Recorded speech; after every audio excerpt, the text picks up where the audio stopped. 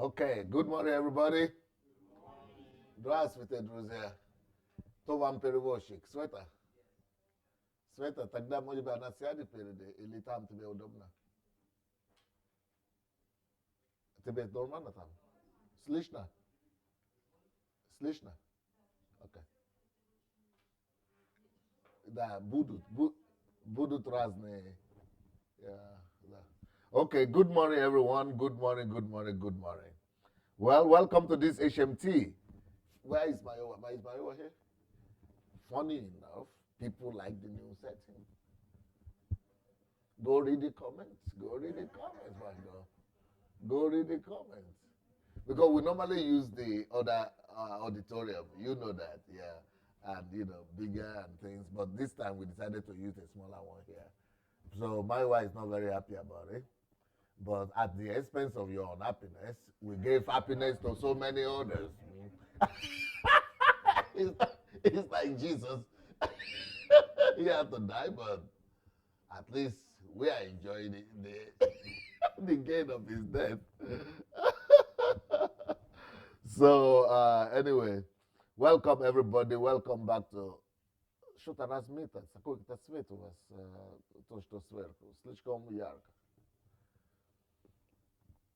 So welcome everybody to the HMT day 2. Yesterday was simply introduction, but let's go back to that. Can we have a list? Let's go back to that list. Yesterday, the list of the topics that we spoke about that I'm going to be addressing this week. So this is the topic that we are going to.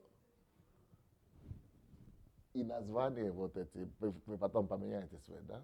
В углу, который слишком ярко. Okay. You see this topic. I mean, this is the list of the topic. This is the list of the topics that we are going to be addressing this week. No, когда пока.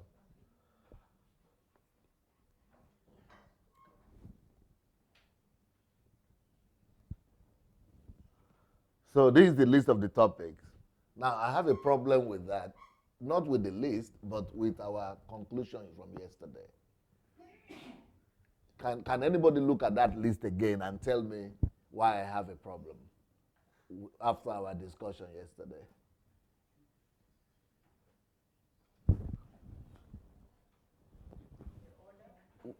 Where is the second microphone? That means microphone второй. Можете дать сюда? Включен ли он? Батарейка в порядке? Сюда.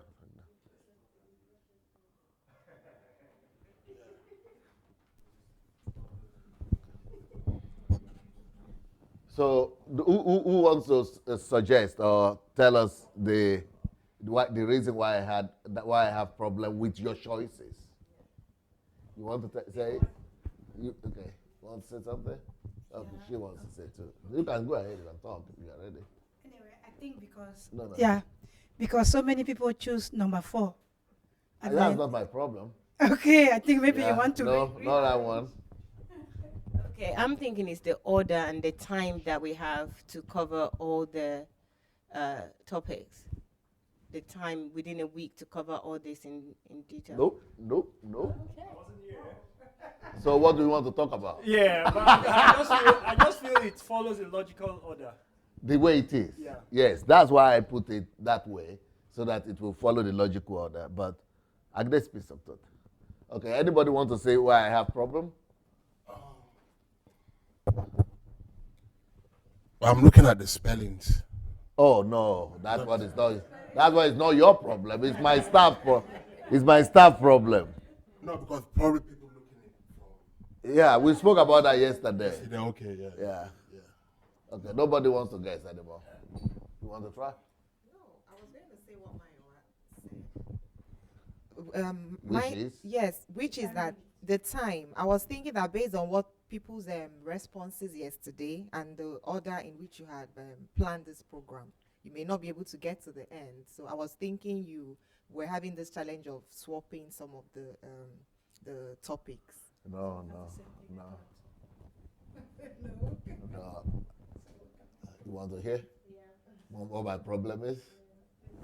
Okay, let's see. My problem is that none of you picked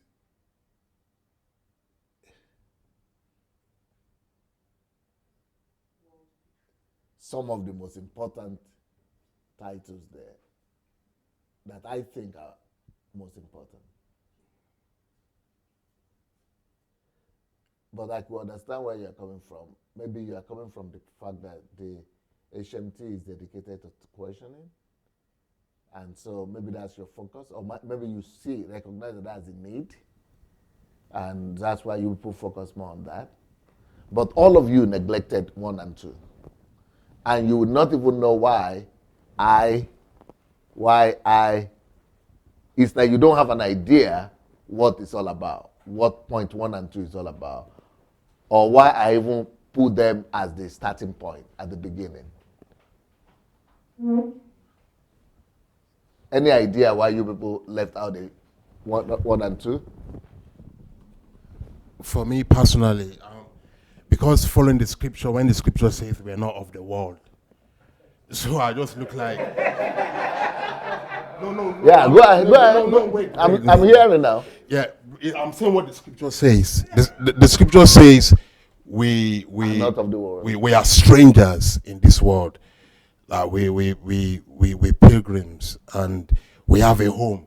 So I was like, okay, these world views.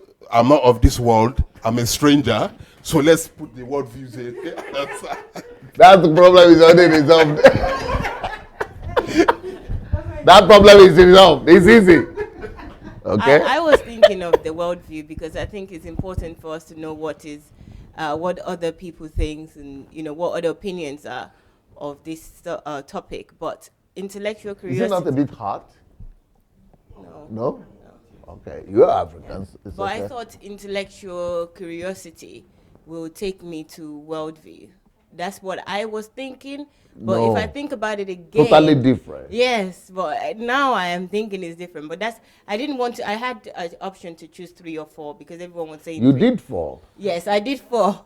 But the worldview, I think, is a given. We need to know the world. It's a given. Yes, we need to know what the worldview is. That we need to know that we already know. No, we don't know. Okay. Nah. All right.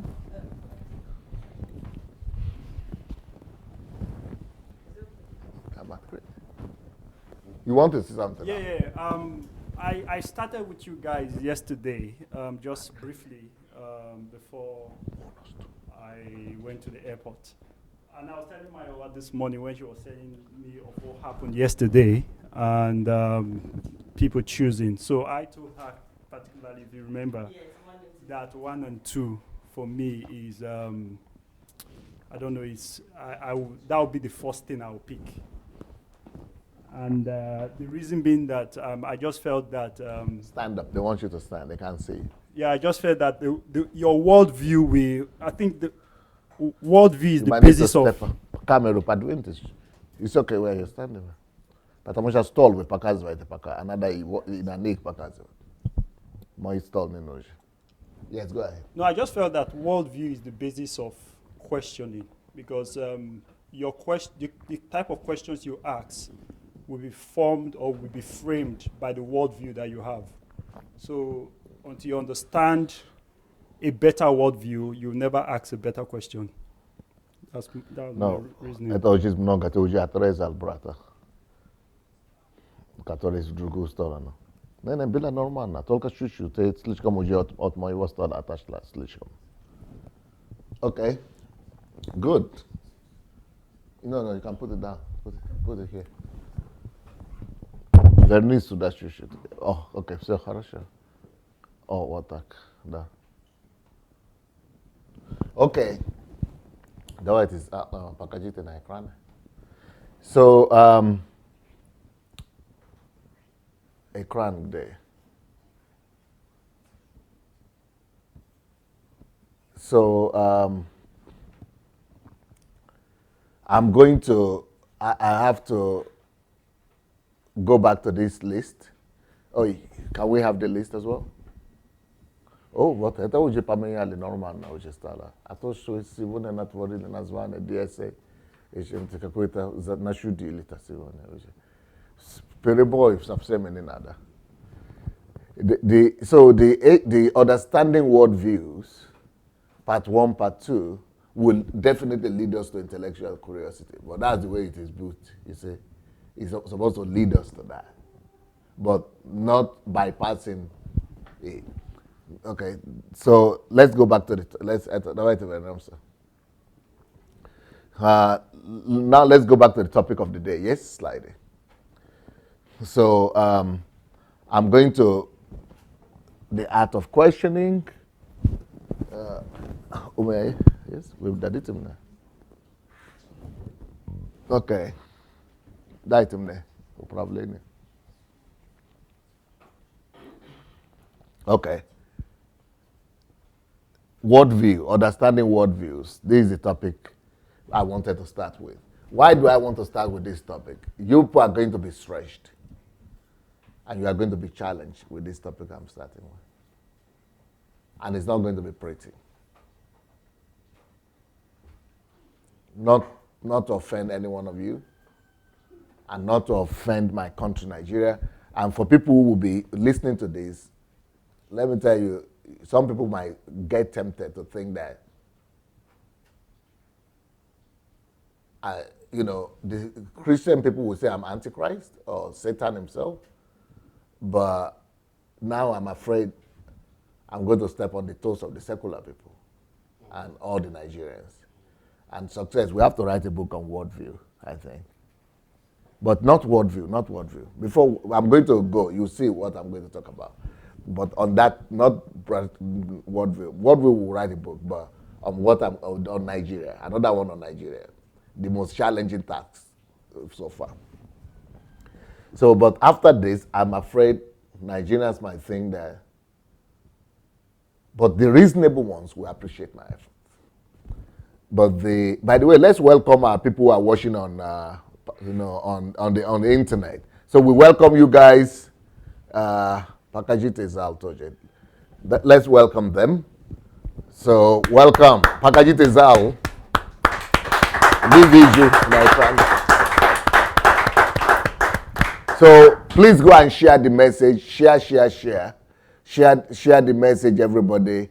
And let's go ahead and invite everybody, because this topic that I'm going to be talking about right now, worldview, and especially the introduction, is going to be mind-blowing. It's going to be something that is going to shake all of us.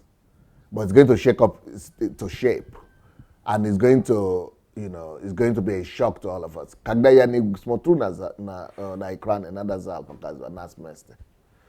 So it's going to be a shocking discovery. It's going to be a shocking discovery. And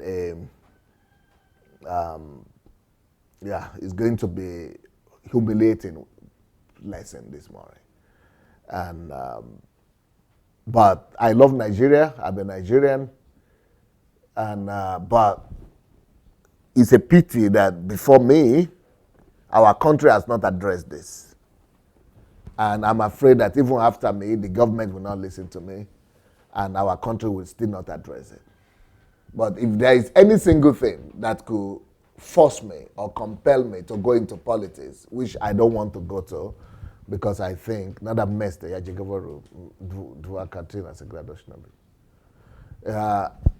I will.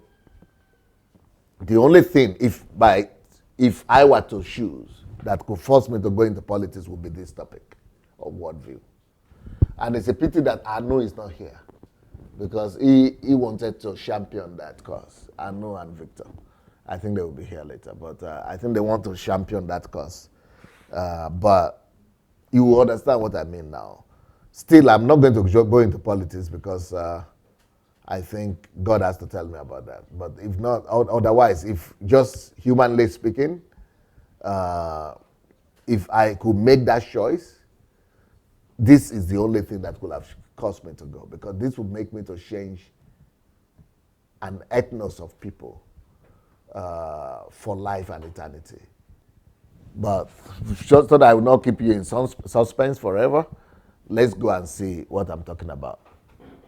So I'm starting with Lord Lugard's analysis of Nigeria and Africans. Who knows who Lord Lugard is? Every Nigerian should also know who Lord Lugard is, right? You heard about him? Do you know who he is?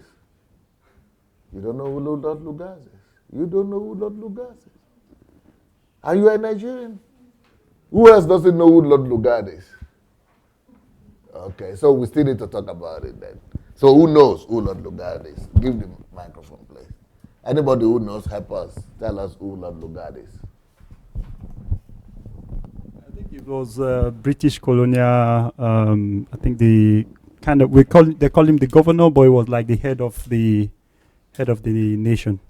Yeah, he was the Governor General. Yeah, governor that was general, elected yeah. by that was sent by the Queen Yeah. to be the ruler over Nigeria. Yeah. So whenever you speak, Yes. you have to stand up. That's pre-independence. Pre-independence. So this was before Nigeria's independence. Okay, you wanted to say something? He was also responsible for the amalgamation of the northern and southern. He's the one who united Protectorate. Nigeria, right, into one and nation. gave the name Nigeria. And it was also in East Africa. It was also the governor in East Africa, Kenya and Uganda. So he knows and this was the time when Nigeria and Cameroon was one country. So he ruled that whole expanse of land. Cameroon, Nigeria, Ghana, not Ghana, Kenya. It was in Kenya before it was moved to Nigeria. So this guy knows Africans. Yeah, he knows Africans and he knows Africans very well. So let's hear what he says about Africans. In character and temperament, wrote Lord Lugard. He wrote a book. He wrote it in his book, The Dual Mandate, by F.D. Lugard, 1926. So, but what is he saying about us? In character and temperament, the typical African of this race type, right, is a happy, thriftless, excitable person, lacking in self-control, lacking discipline, self-control, and foresight. Naturally courageous and naturally cautious, that is respectful, and polite, full of personal vanity, with little sense of veracity. See a video, fond of music and loving weapons as an Oriental loves jewelry. His thoughts are concentrated on the events and feelings of the moment, and he suffers little from the apprehension for the future or grief for the past. You see why I have to write a book? Why I said if anything will challenge me to go into politics, it will only be this question. Because nobody has addressed it. Now, people know about this. People have written articles and things, but people have not really addressed it. That, first of all, I agree with this man. About 200 years ago, and nothing has changed. This is the impression. This is how the white Europeans saw Africans. And this is their own assessment about us.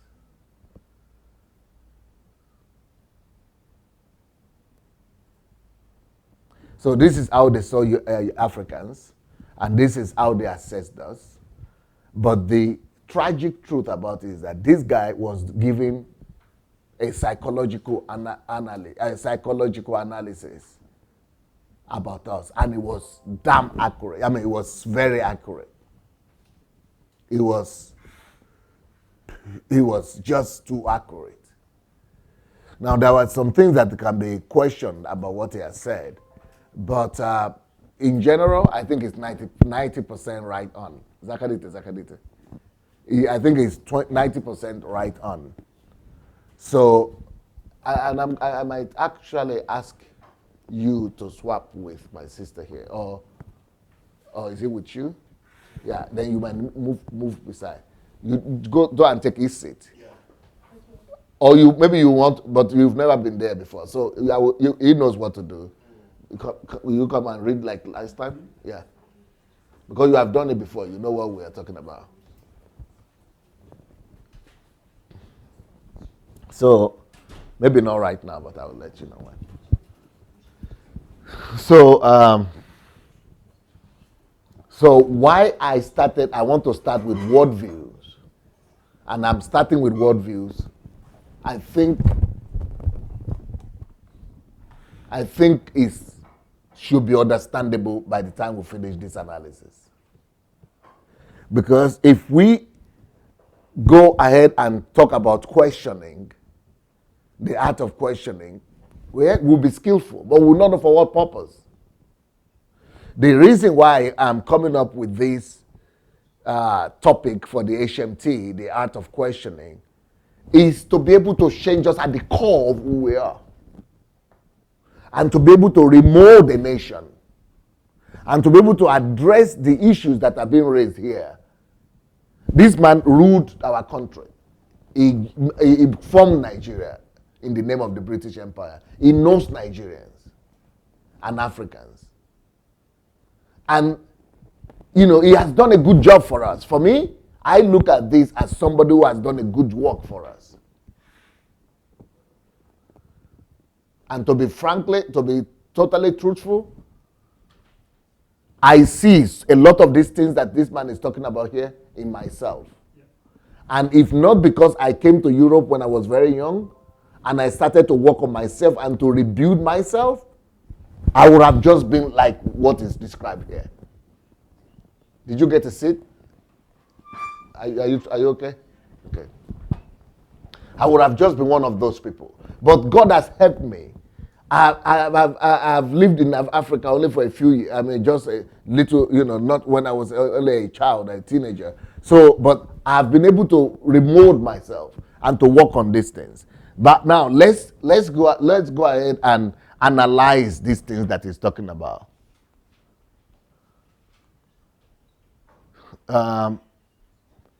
Nada napalavina ni nada iwaponos to naikran. Yeah, point. Okay. So Lord Lugard's analysis of Nigerians in character and temperament. So he's describing our character and temperament. And this is why I want to write the book. That we have to take each one of these points and we have to write in the book. And the name of the book is going to be How Far Have We Gone from Lord Lugard? Can you write that down? How far have we gone from Lord Lugard? How far have we gone from Lord Lugard? Or, have we gone? Yeah. So in character and temperament, describing the character and temperament of an African person, he said the typical African of this race type is a happy person. How true that is. I would like you people to comment. Olumide, you want to comment? Are Nigerians or Africans generally happy, jolly, happy people? Yes, very true. That's 100% on point.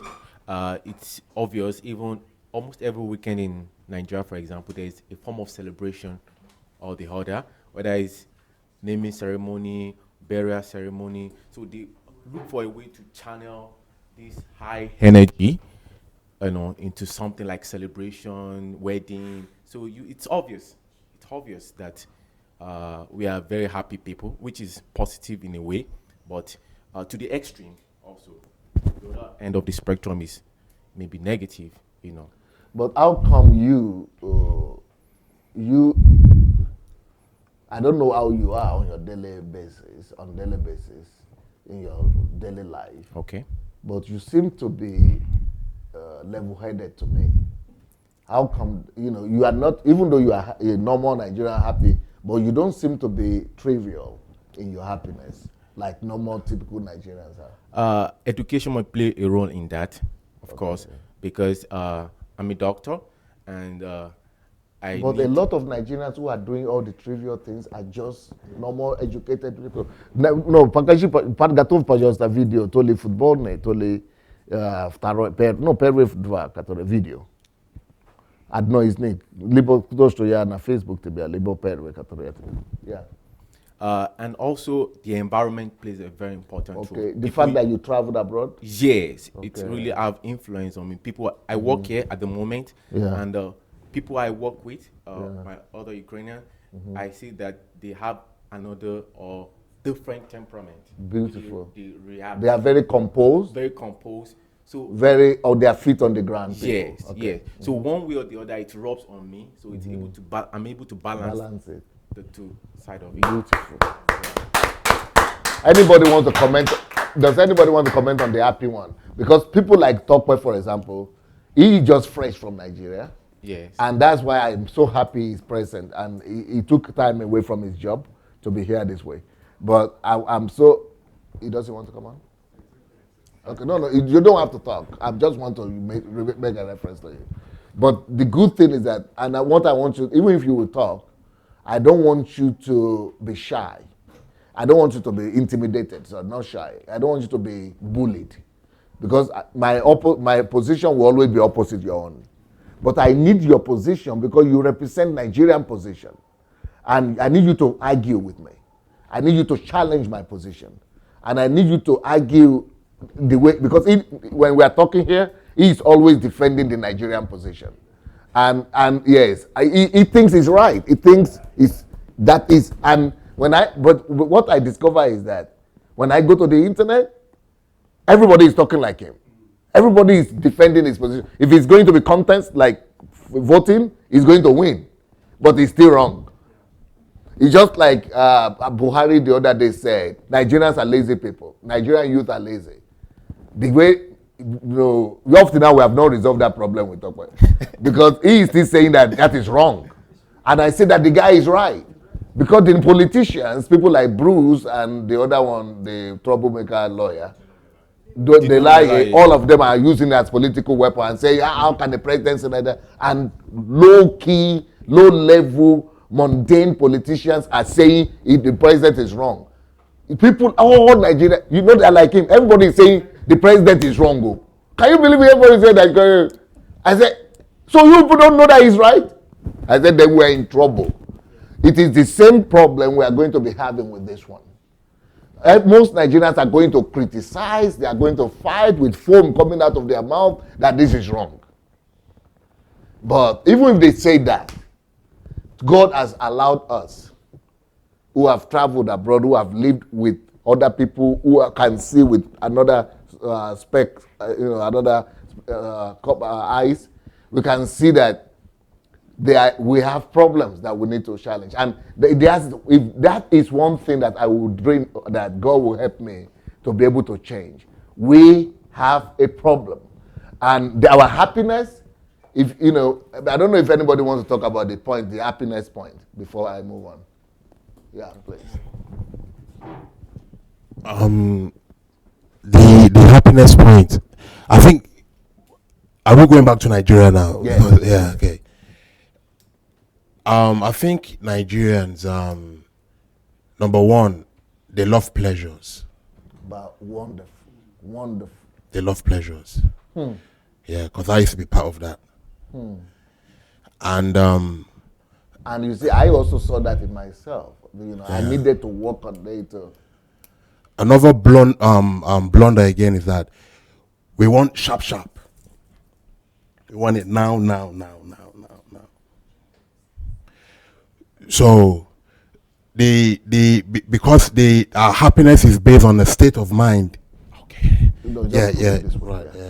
So the happiness is based on a state of mind, and that's the more reason why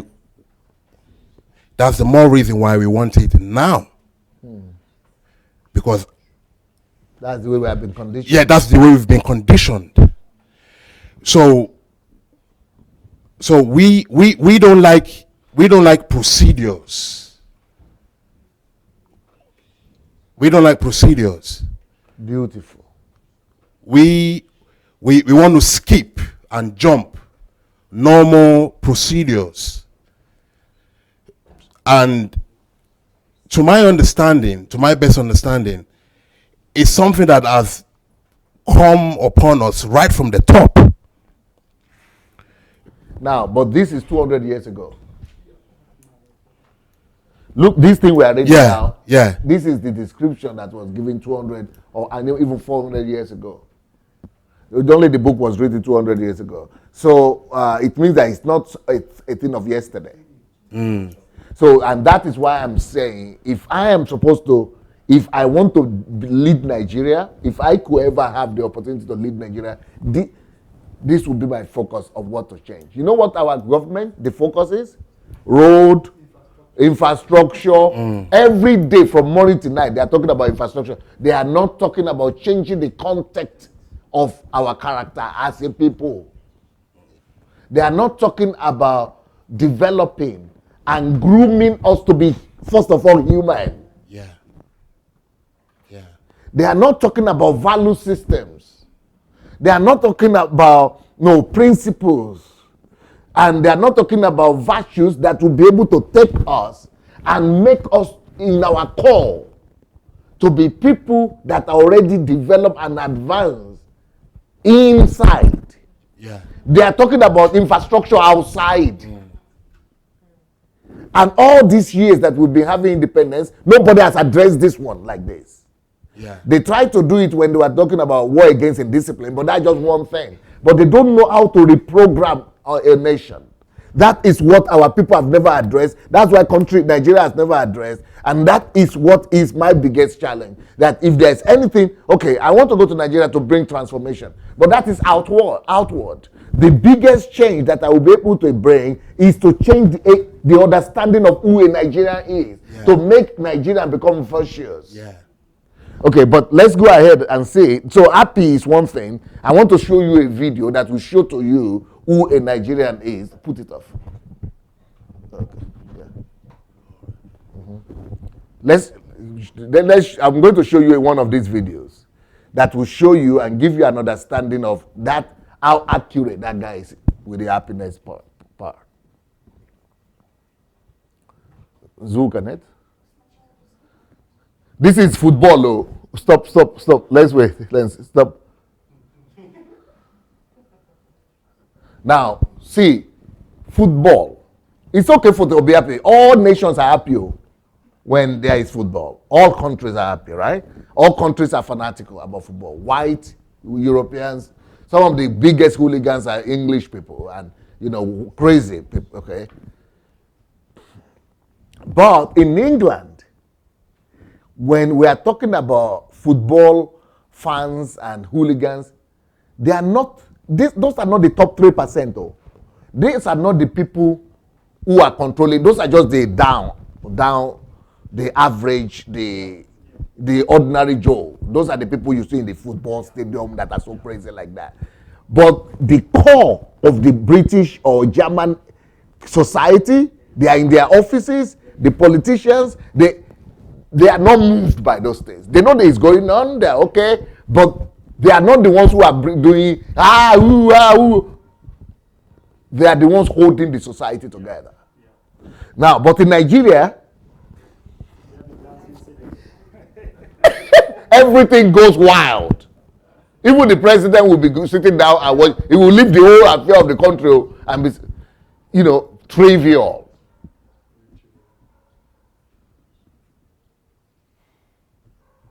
When we are on something or partying, the same thing.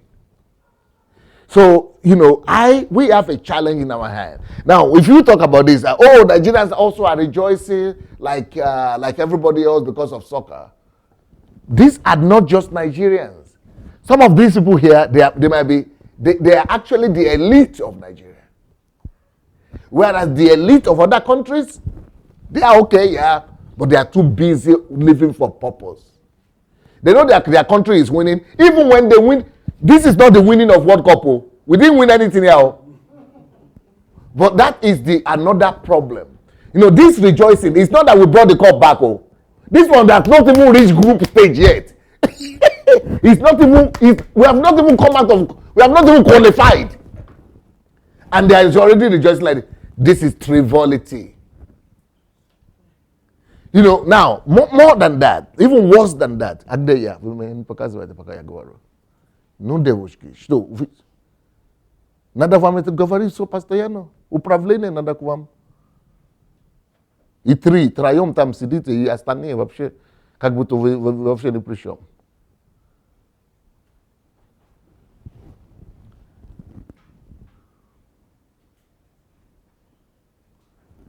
Now, the problem with Nigeria is that if they had won all their games and they are rejoicing like this, good and well. But they just lost one the other day. This is just nothing. This has not even decided if they will come out of the group yet. They are rejoicing now. And the next game they could lose. And they lose, everything, the rejoicing is finished. They go back home. So what is the essence of that? I'm going to let you talk. So what is the essence of that? Is because it's part of our DNA. It has not been, we have not built a system in the country whereby all that could be put in check. Okay, for example, there is another country, England played after us, and they were also rejoicing. They even beat the country they played like, not two like us, maybe 5 or 6 or something. 6. And life is still going on there. But in Nigeria, we didn't even beat anybody. Life is already paralyzed. And Spain, I remember Spain brought the World Cup back home from South Africa the other day. Yes, a good number of the country was rejoicing, maybe 10%, 15%. But let Nigeria bring it. They will declare public holiday. Everything is down. Everything is finished. In fact, that public holiday will be for a week. Frivolousness, triviality. You know, it is all in us. And, okay, nothing bad about rejoicing. They say we are the happiest people in the world. Good. But should we put some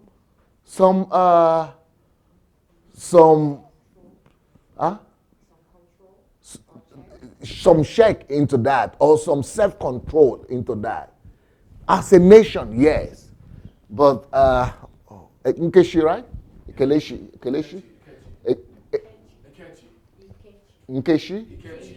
Ikechi, okay. Because like you yourself look like a footballer. Yeah. Tall and basketball player myself. Oh. Yeah. But if I did, I'd play in like goal. But what you were saying about like them enjoying the moment and stuff like that and pleasure, I was thinking to myself, because you know how you were saying that as Nigerians, like they're happy. Lower. Oh no. Yeah. You know how they were saying like Nigerians are happy and they enjoy it. I think if you think about it, maybe in the grand context, I understand what you're saying about self-control, but maybe for example, if it's more of an achievement for the nation in a sense. You know what I'm saying? Like I think if you think about it, more or less of the time, especially think about it like this: when Africa hosted the World Cup in South Africa, it went off. Everyone was enjoying it. Vuvuzelas all over the place. But it's all about the pride, I think, and especially one of the things that I think, even though yes, I understand what you're saying about self-control and maybe taking it easy, maybe being measured.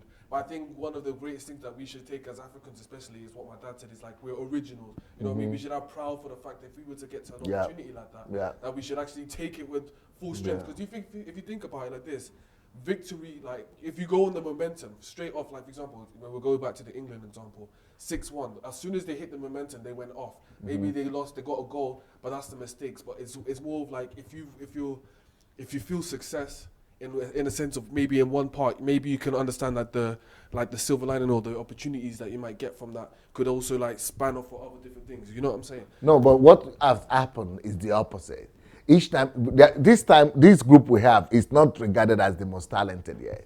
But when we had a really good talented team like Okosha and Kanu, you know, I used to wonder about that, because when they begin to rejoice, they keep that mood and they lose. They never win anybody by 6-0 or something. But once they lose, they score 2 goals, Nigerians go off. So they're still playing, you know. The game is not ended, then the other people just come and overtake them. That is what we have as a problem now. That is the that's probably challenge. then like goes down to maybe like lack of focus. Then They lose concentration because they are too much on the joy side rather than on the thinking side. And you will understand what I'm talking about as we go on. Okay. So let's see this video, for example, and see how joy is being expressed without winning anything, or just to say it's a good moment. We're enjoying the moment. But you will see why it is off the board. Bankers will stop. You know, you are losing millions of dollars. Banks will stop working. Everybody's just stop. Everything just cars. People die, get heart attack, just because things are not being under control. Let's go ahead and see the video. Okay, so this is the beginning. This is at work. Oh, all the you see this is at work. Work dead. Work stopped. But this is stadium. Okay, we understand this one.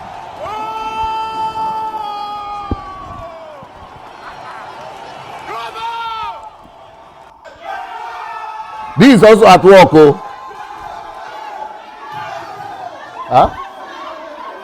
Oh, or classroom. Lo quiero, loco, lo quiero. Tranquilo, vamos, vamos, termina.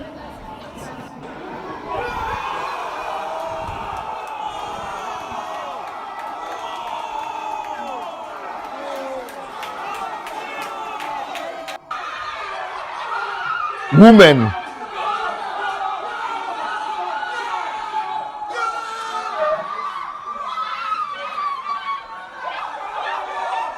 These are Nigerian women, though.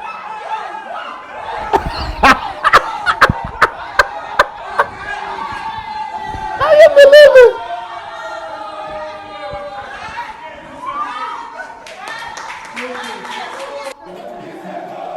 They were in class, eh?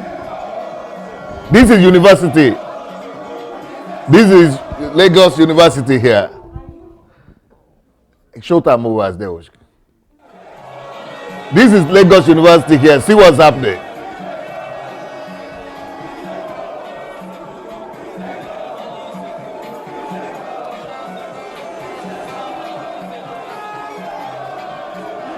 No lectures, no classes. See what is happening. They just got one match. They still have 9 to come. 9 or 8 or 9. I mean, they still have 9 games to come to win the cup.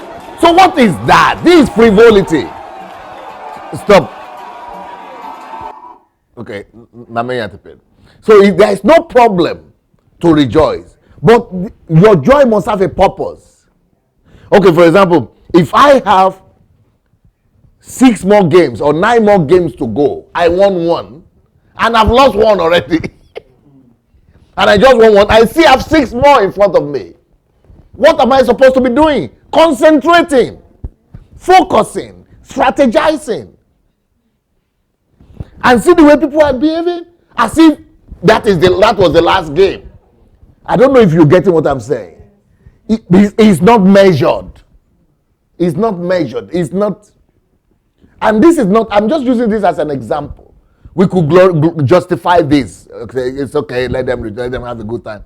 But this is happening every day, not just concerning football. This is happening every day. Anything that is right, this is just happening every day. Party, all kind of things. It's a lifestyle.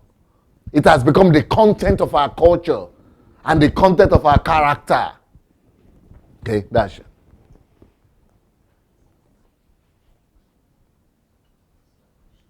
Let's continue with the film.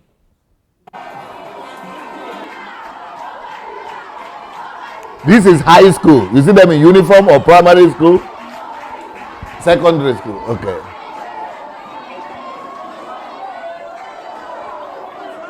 Girls' school.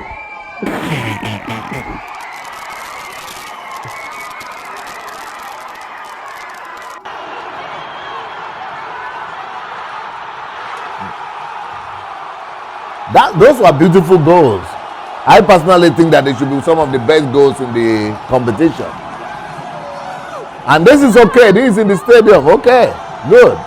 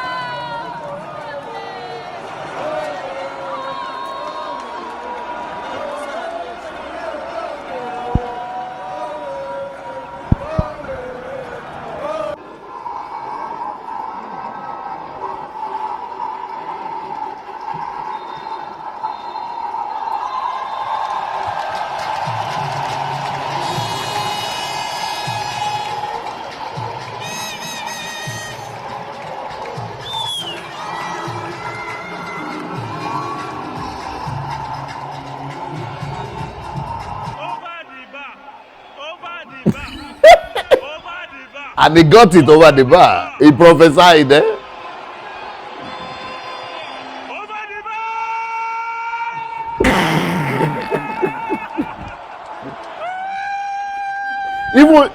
Even.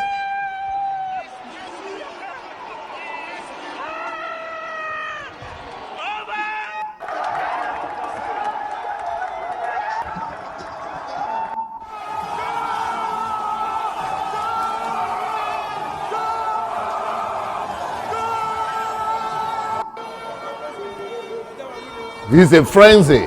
It's a.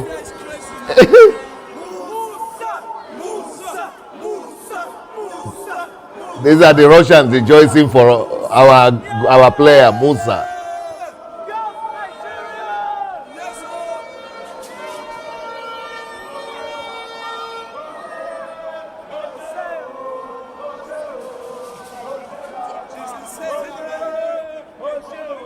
You know, one of the stuff.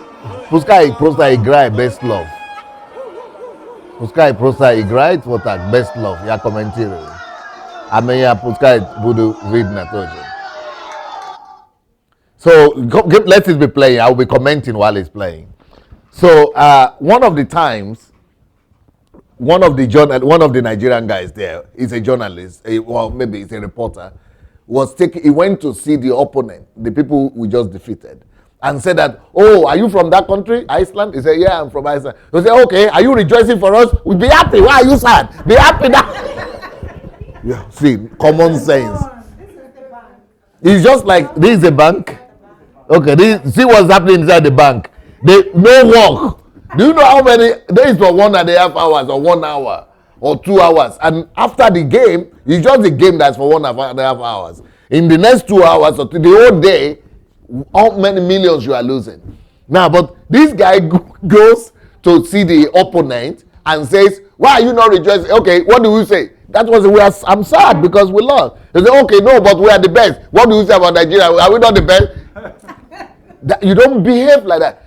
Yes, you are happy, you won. You've got to also have consideration for other people. You've got to measure your own joy. I don't know if you people understand what I'm saying, but these are just examples of what I'm talking about. It's not about the football. Let's say, in the plane. This is in the plane. See what is happening inside the aircraft with Nigerians. So what I'm just saying that these things, our joyfulness, our being happy, we boast and pride ourselves in being happy. It's a good thing to be happy, but Yaji Gavaru.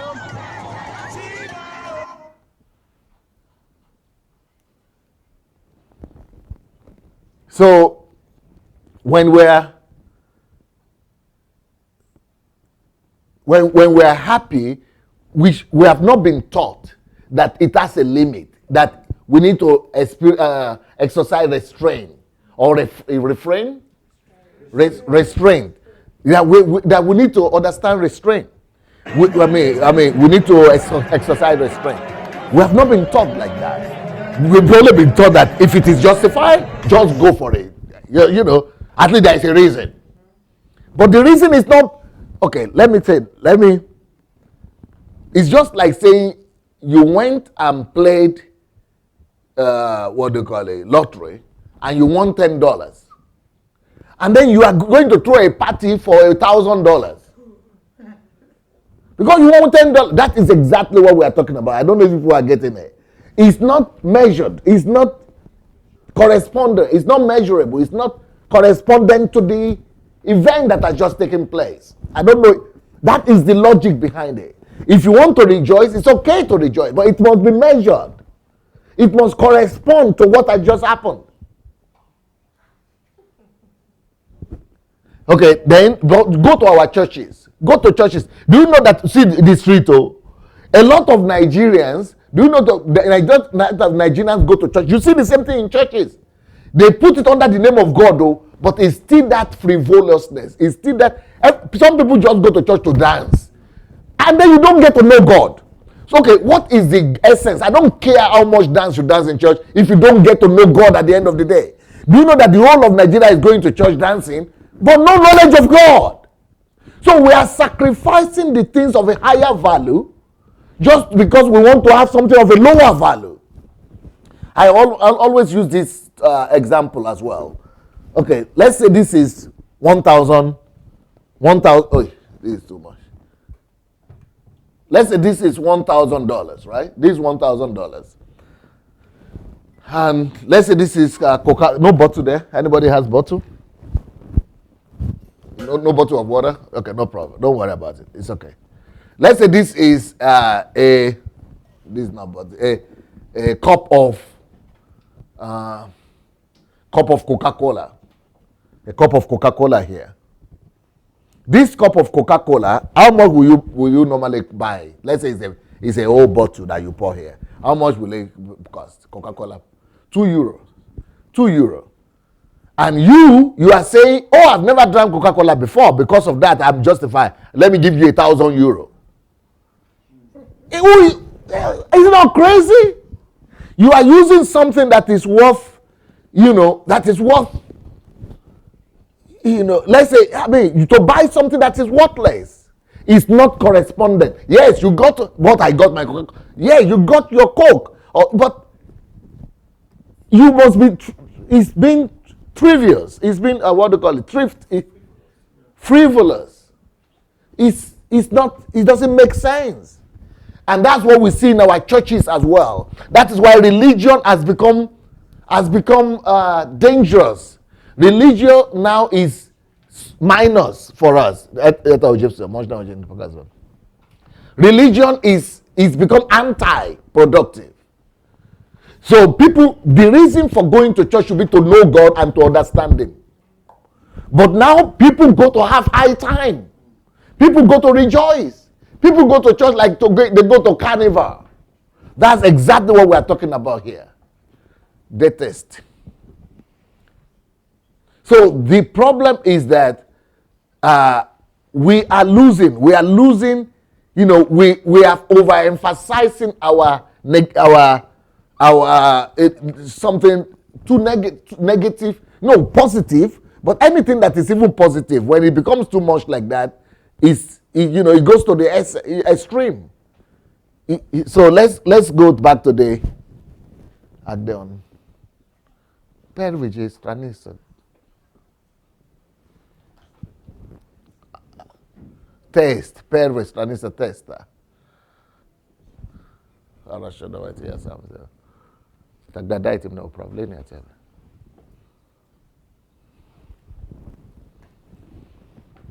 Lord Lugat's analysis of Nigeria. So, the typical African of this race type is a happy.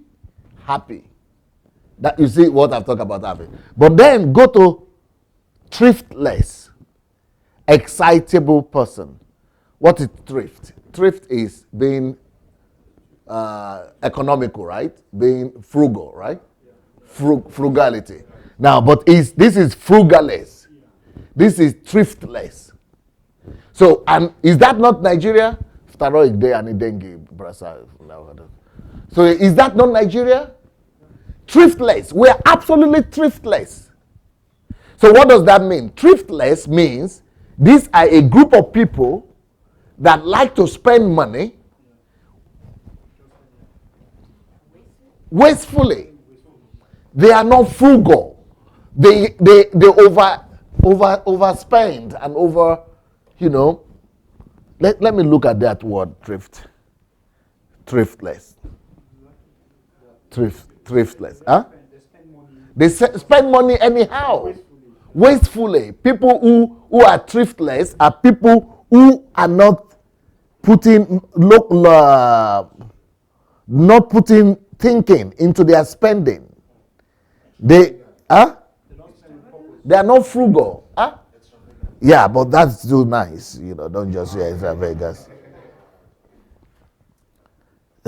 So they just spend anyhow. Let's see, thrift. I'm going to look for the word because I don't want to trust my own interpretation.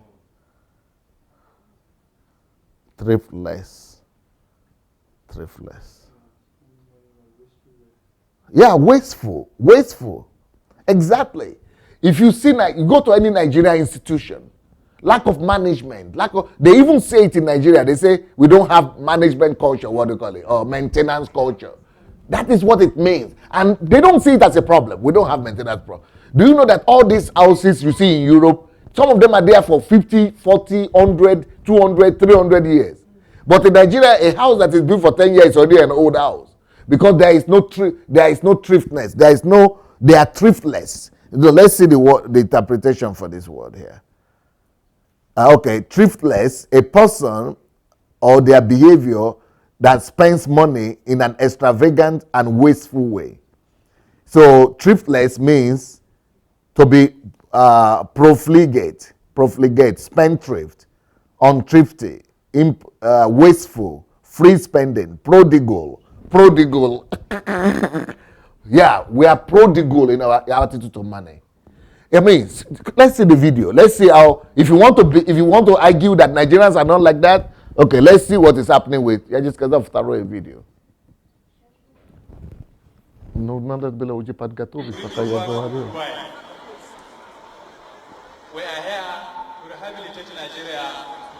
Это же не то вообще. Это не то же. Не это. Второе, где деньги. Я говорю, где деньги. Только что говорите, где деньги тратят. Это на скайпе у тебя я сегодня прислал. Okay, this is another one that shows about our emotions, right? This is the old topic we are talking about. But but in our attitude to money is horrible.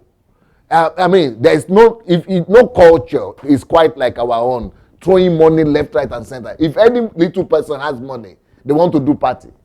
If any person has money, they want to build a huge house that nobody is living there, or only his family is living there. I mean, we are thriftless. That is so true.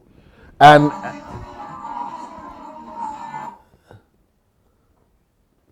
сначала выключи звук, а потом показывай. And the spraying culture in Nigeria, that is a proof of that. We don't use common sense when money is in our hand. But normal human being that is educated, that is taught, knows that when money, the first law of money, who knows the first law of money? Because I've been teaching about that. Don't spend money. Money is not to be spent. But that law is not existing in Nigeria at all. What is the second law of money? No. Second law of money. Money must be retained.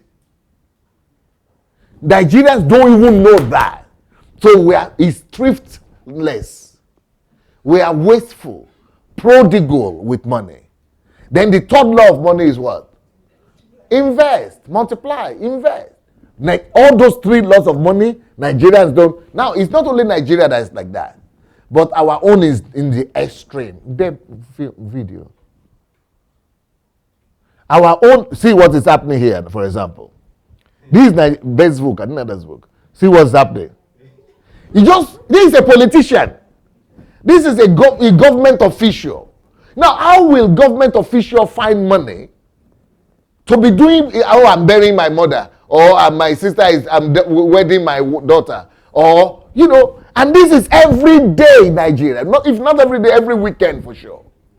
Every weekend in Nigeria, people just trivial dollars. I mean, what is that all about? It's because of the frivolity that is embedded in our culture.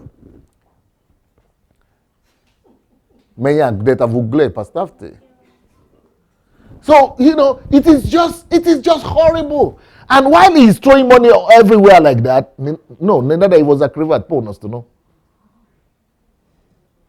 While that is going on, the environment is horrible. No electricity in that village, maybe.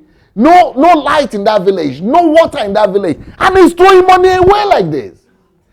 I mean, prodigal, wasteful. Look at the floor. Look at the floor of the place. It's not even tired. Dirty floor. He couldn't even use that money to put cement.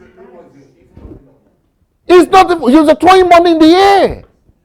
Look at the floor. There's even no place. It's not even decent. No toilet there. This is a national problem. And you know the country and the government, they think there's no problem. We are just enjoying. So we have given ourselves a leeway too much. You know, just let people go and do what they want. This is a crisis. This is a national tragedy. And a Nigerian person, okay, for example, I started a movement. I said, why Buhari must stop money spraying. You know what? One of my girls who was here, one of my assistants who was here with me, he said, Pastor, let them stop, but after my wedding, me, I want them to spray before.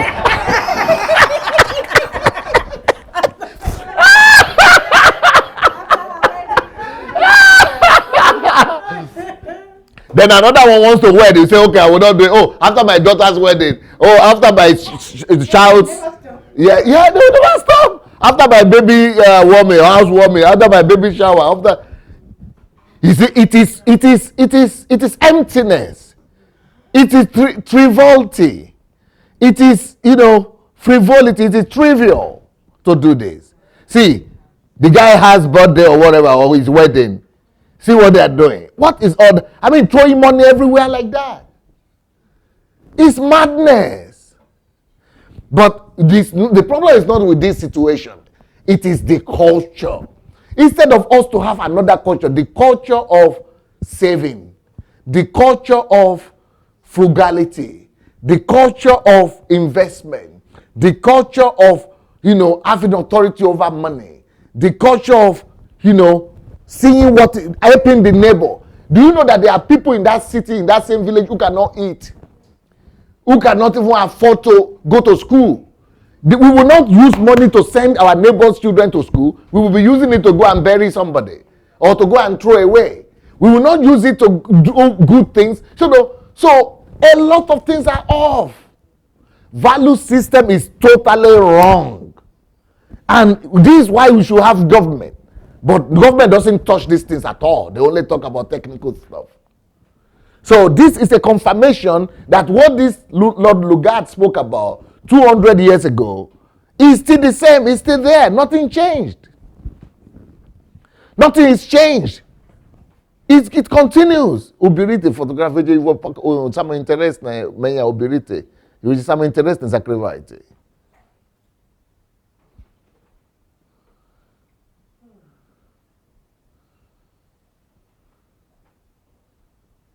Elis ver kuna da postavit menya eli ni tam de движение идет же. Elis не из другой стороны. Или меньше.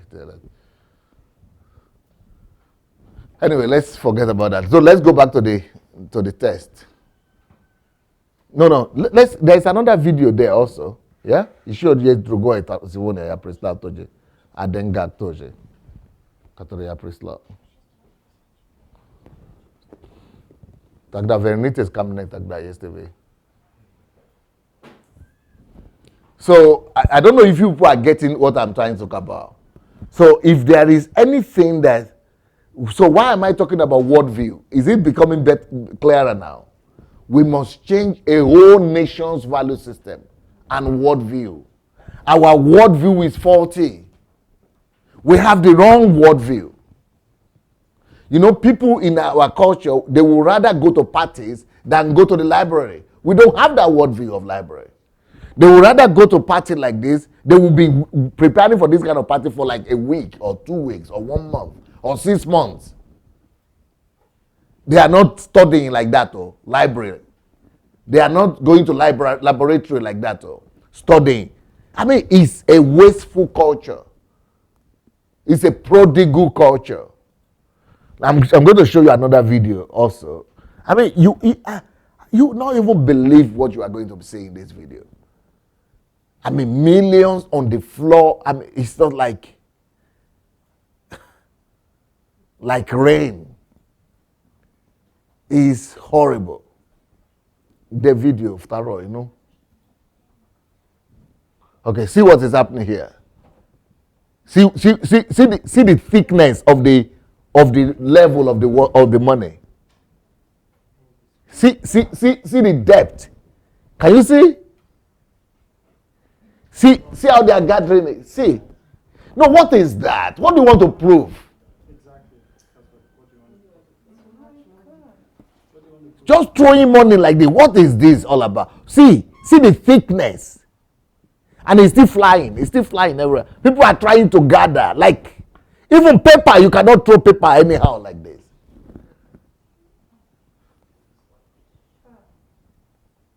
What is that? Can't you just go and give the whole thing to somebody's hand?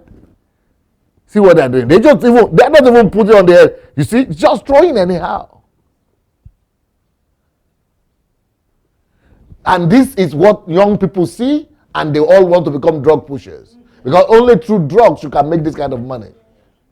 This is what these kind of people, this is what they see, and they want to become armed robbers. Show we daylight here, but Nazad, Nito, at a Nito video. No, tak da ubirite polnostu, pastavte to kad drugo i tak da. So this is the kind of thing, lifestyle people see, and this is developing people's lifestyle. It's giving people, these are the things that develop us, and because this is what you see from when you are young. And since you begin to see these kind of things from when you are young, you become like that. They form your worldview. These are the things that form your worldview. And so we become a damaged people, a people without values, without value system at all, or frivolous and trivial, values, dangerous, damaged ones. Very neat stony boat, labor test, labor video. Pasle ne katorebe, labor atiabe test, no, atiabe tag. Ne, voзвращайте там, где была, no. Начало. Я еще не закончили здесь.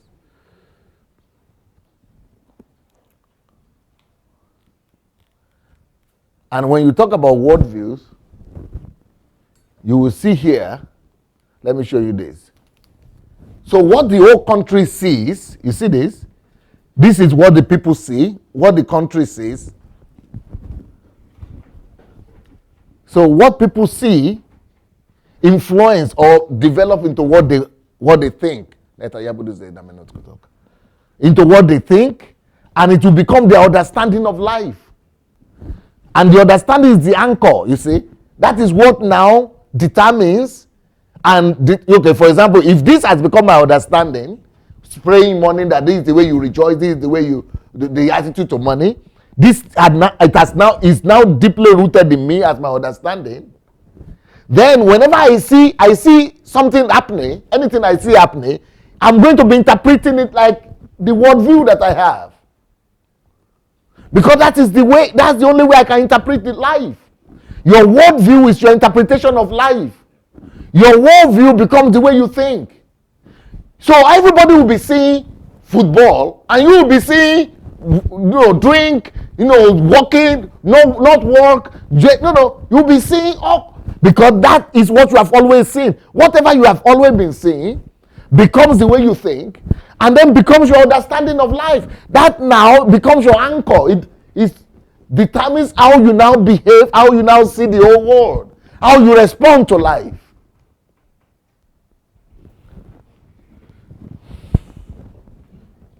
I'm going to go back to that Lord Lugard. So this Lord Lugard, who was the leader of Nigeria during colonialism, so he says, the thing is so about Nigerians is that, about their character and temperament, of course we have to give definition of what character and what temperament is, but these Africans, they are happy. It's overlay. It's not that Europeans too are not happy. Or you think Europeans don't know how to be happy. They are also happy. But why is he expressing that? Because what he has seen in Africa is too much. You don't just be happy out of purpose. See, for example, in our culture, you don't have to have a purpose, a goal, because you just say, I'm just happy. So what goal? What is the purpose? I just feel like spraying. I just feel like spraying someone. I just feel like spraying thing today. Come, let's go. We just go and spend. Let's go to party. I just feel like no goal, no purpose, no. Whereas But that has now become a worldview. That has now become the way people, a whole nation lives, a whole continent lives. Now, then it says the typical African of this race is happy, thriftless, so prodigal in the spend of money. You just need to have money. You know, go to and talk to any Nigerian. They will just say, we'll say, what's your problem? What do you want to do? It's money. If you can just have money, if I can just have money, it's about part of that thriftless. You know, just money, just give me money. Just, I don't know. They say, but you need to study now. No, I know what to do. It's just the money I don't have.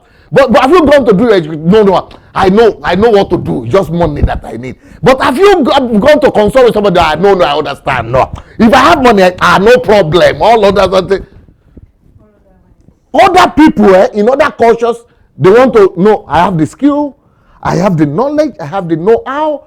You know, their money will come. That is their concern. But that has been defeated in our culture. Nobody thinks like that I need to prepare myself, I need to do it, money will come. No. We say money first. Just give me money. Just give me. Once I have the money, don't worry. That one, no, don't worry. That has become who we are. And that is the wrong culture. These are the things that the whole country is supposed to change. Church is not addressing this. Talk less of government. So we discover what is thriftlessness. Then it says they are happy, excitable people. Excitable. You can just give them anything to excite them.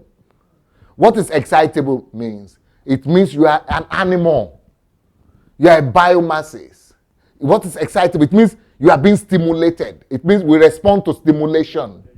Why do I talk about biomasses? Because biomass are people who live, they are also in Europe here, everybody in any country. But when a whole country is like that, that is a tragedy, we're in trouble.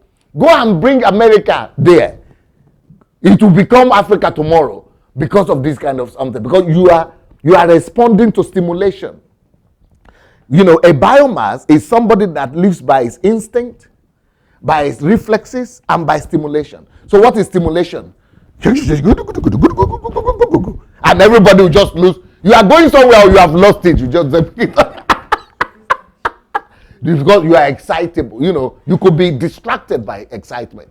You go to church, you are going to look for God, but because once the music playing, you have forgotten that it's God. You just begin to enjoy yourself. Excitable. So it means they could be controlled. Excitable people, it means they can be controlled. They can be manipulated. It means they can be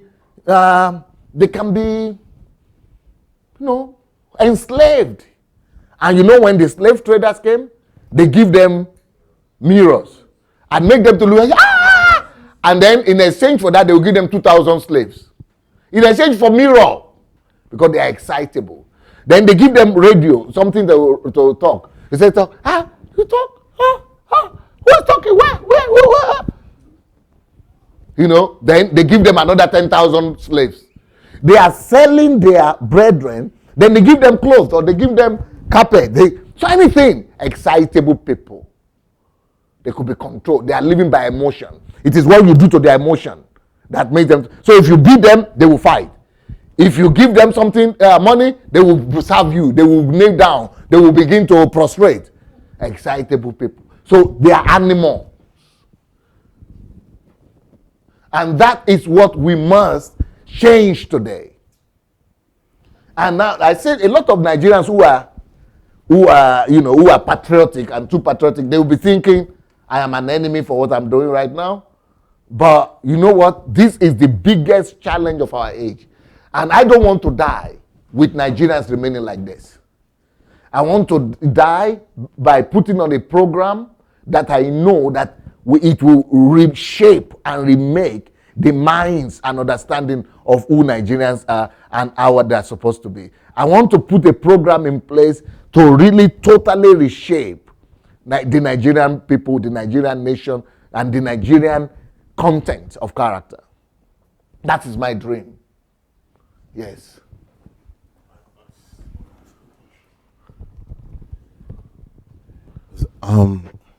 My question now is, should we say it's a Nigerian thing or a black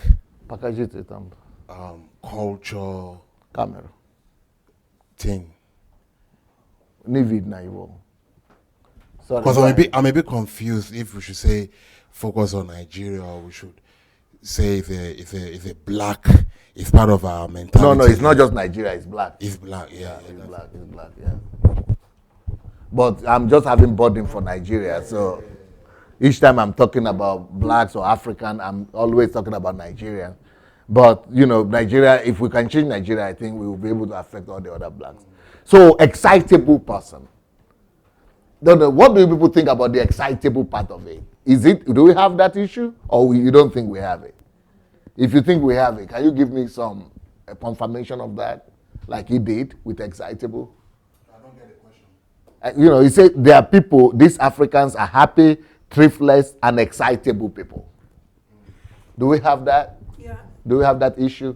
Being easily excited or stimulated to excitement. Living here in the Western world, I think it is most pronounced because then you have two things to compare. The Western people and we African people, especially when you work with them, they will always say, we don't see you stressed out, we always see you being happy, no matter what situation is. So I think that is the exciting part of it. That is the good part of it. Yeah. But we are talking about the extreme part of it, the negative part of it. Yeah. Okay. When I'm working at the moment, we usually play music at the background, for example, and it's been part of me because I grew up in Nigeria for a good time. So anytime they are playing music, I'm always moving without even noticing it. Like, so the mind are like, have you made something? Have you mixed it? Like, is there any result? Why are you happy? You see? Like, so this dancing just automatic. Because it's being stimulated. Yeah. That is called stimulation. Music is playing and he's dancing, but he's working at the same time. But for a normal person, a European mind, it's not because a European mind is a normal person, but for any person that is, more guided by logic rather than by emotion, it will say, okay, it means a human being cannot just be dancing because music is playing. You don't just respond to stimulation anyhow. Yeah. You dance because it means you have made something for sure. Have you won something? Have you made something? You are doing a job. This is a place of work. It means definitely you have won something. You've got a result. So there is a reason, an explanation, a logic, a purpose to your dancing. You see what I'm saying? But in our own culture, you don't need explanation. That is you just need stimulation. That is why it is easy to enslave us. So pastors are enslaving us because they give you testimonies of miracles that you have not. Have you gotten your own testimony? No, but somebody came and talked. That is stimulation. Oh, why are you now dancing? Because I'm dancing for him. Because when I dance for him, my own will come. Or they said the thing happened. Because the thing happened, did it happen for you? No, but it happened now. You understand it? Stimulation is that is what animals are. If you want to get the animal to walk, you beat it. It doesn't need to think about it. Or you give it something to eat. That is stimulation. That is biomasses. That is animalistic. Beautiful example. I think another aspect of being excitable as Africans, like for example in the Yoruba culture, we have the praise singers. And these kings and chiefs will sometimes hire people to shout. Just come and be stimulating them. Just be, because they love to. And be excited. Excited. And even when they go to parties and all that, when the musician is singing and is praising their oriki, their family lineage or their hometown or things like that, then they just go wide. Now, for example, I like those praises.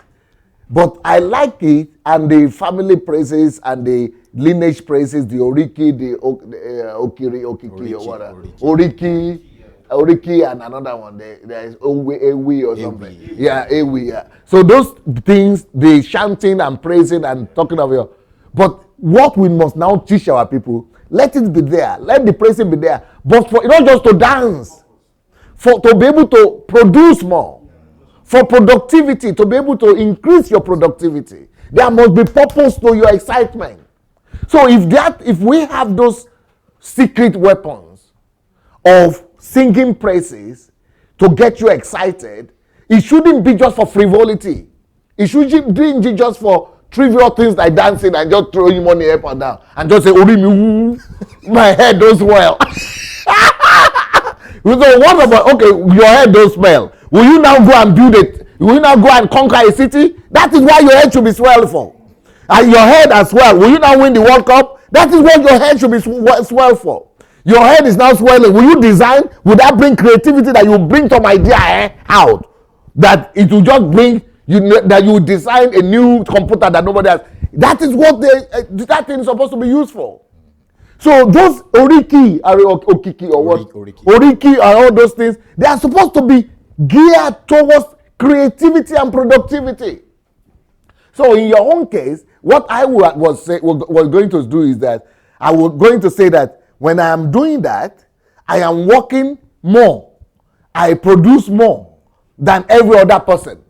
And if we can prove that because the music is playing and I'm dancing and I'm able to concentrate more and produce more than any other person, then everybody could apply that as a technology, as a means. Because, for example, when the music was playing, during the time of David, they were always calling David to come and play for his Saul. Yes. And when he plays, it increases his concentration. It brings grace. It brings, that is what these things are supposed to be for.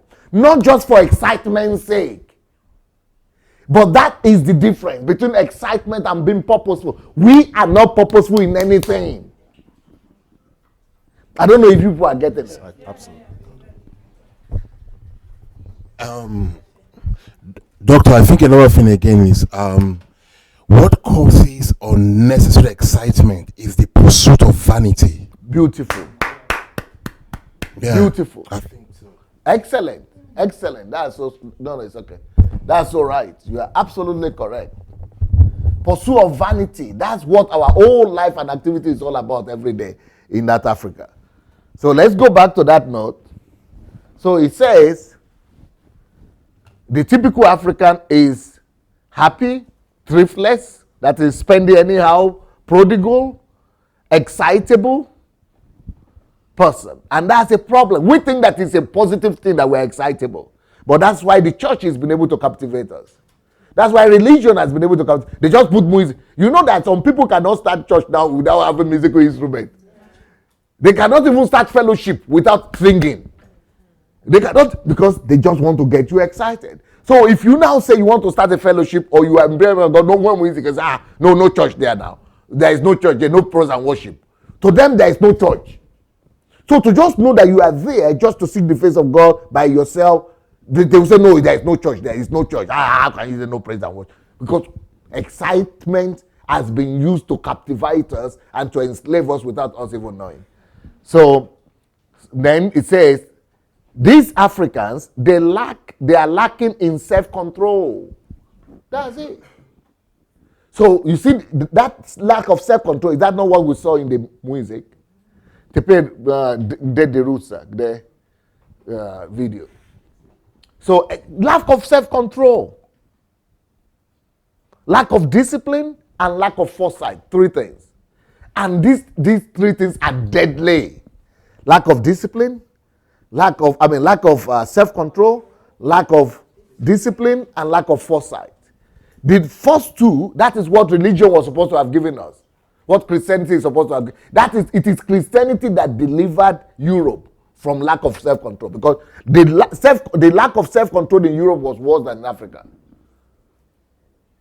But it is Christianity that delivered them. But in our own case, Christianity is not helping. Christianity is rather helping us to be more lack.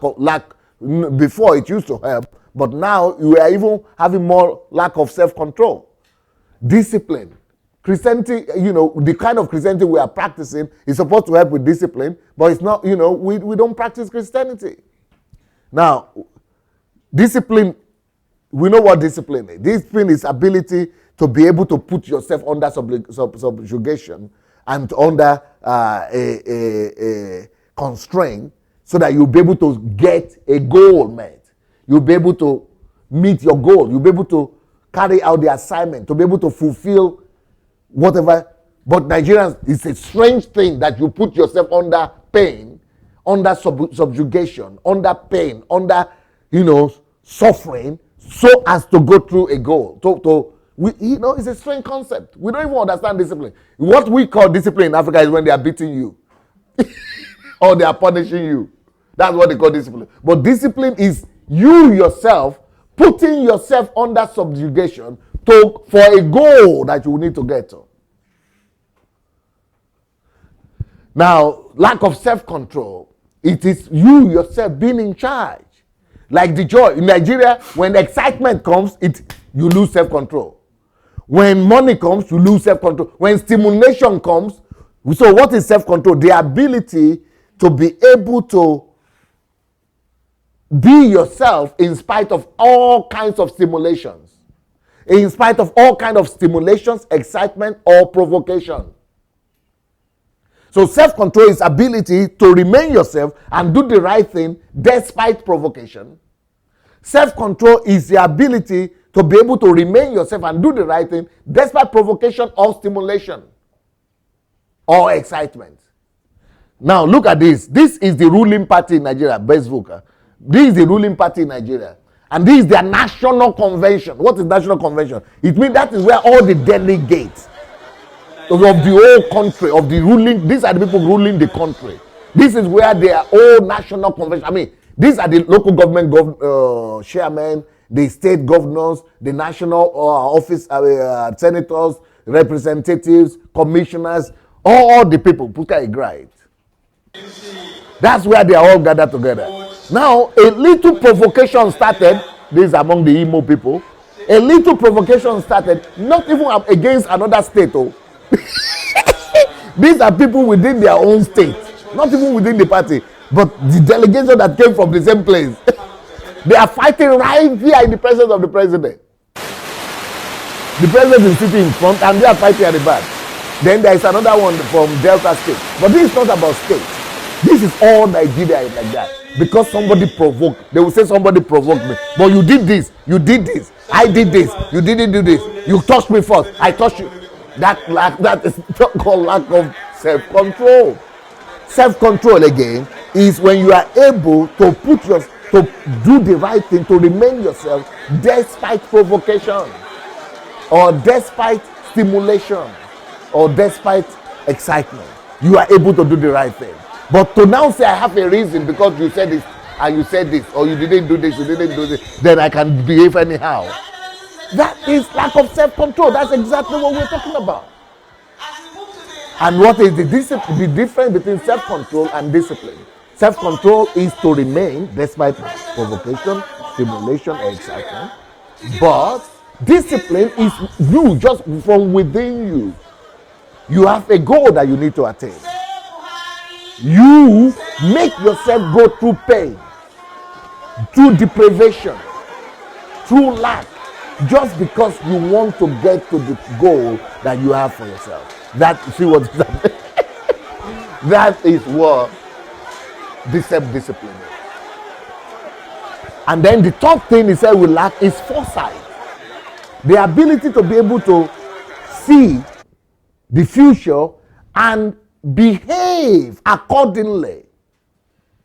Because you see the consequences of the future. Because you are thinking of the future. So the future is informing your behavior today.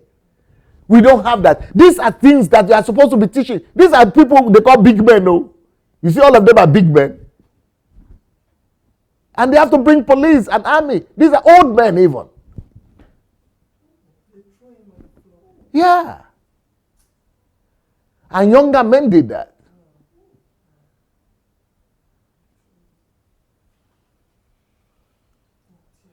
In the national convention of the ruling party.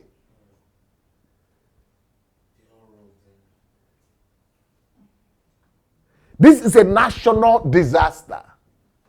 And nobody is talking about this. Just the media reporting as if it's not a big deal. But this is not, even if this didn't happen now, all of us are like this every day. Yes. All Nigerians are like this every day. And these are the kind of things that we need to put in place. self-control, discipline, and foresight. So what is foresight? Foresight is the ability to be able to project the future, and because of that future that you are seeing ahead of you, you are able to behave in an informed manner. You are able to exercise restraint because of the consequences, or because of the goal that you want to get to. You are right now behaving, you are allowing the future to inform your present. So you are now behaving in a calculative way, in a measured manner, or in a good. That's what I was talking about when I was talking about the footballers. Because foresight, it means I still have 6 games remaining. What about if I lose the one tomorrow? So I will rejoice, but I will measure it. Because I still need to plan to win the other one so that my joy will be full. So these are the things that Nigeria has not addressed. And why did I say if God will ever allow me to go into politics, this is going to be national orientation program. We need national orientation. We need to be able to educate and change the mind and of our people and change our culture, our content of character.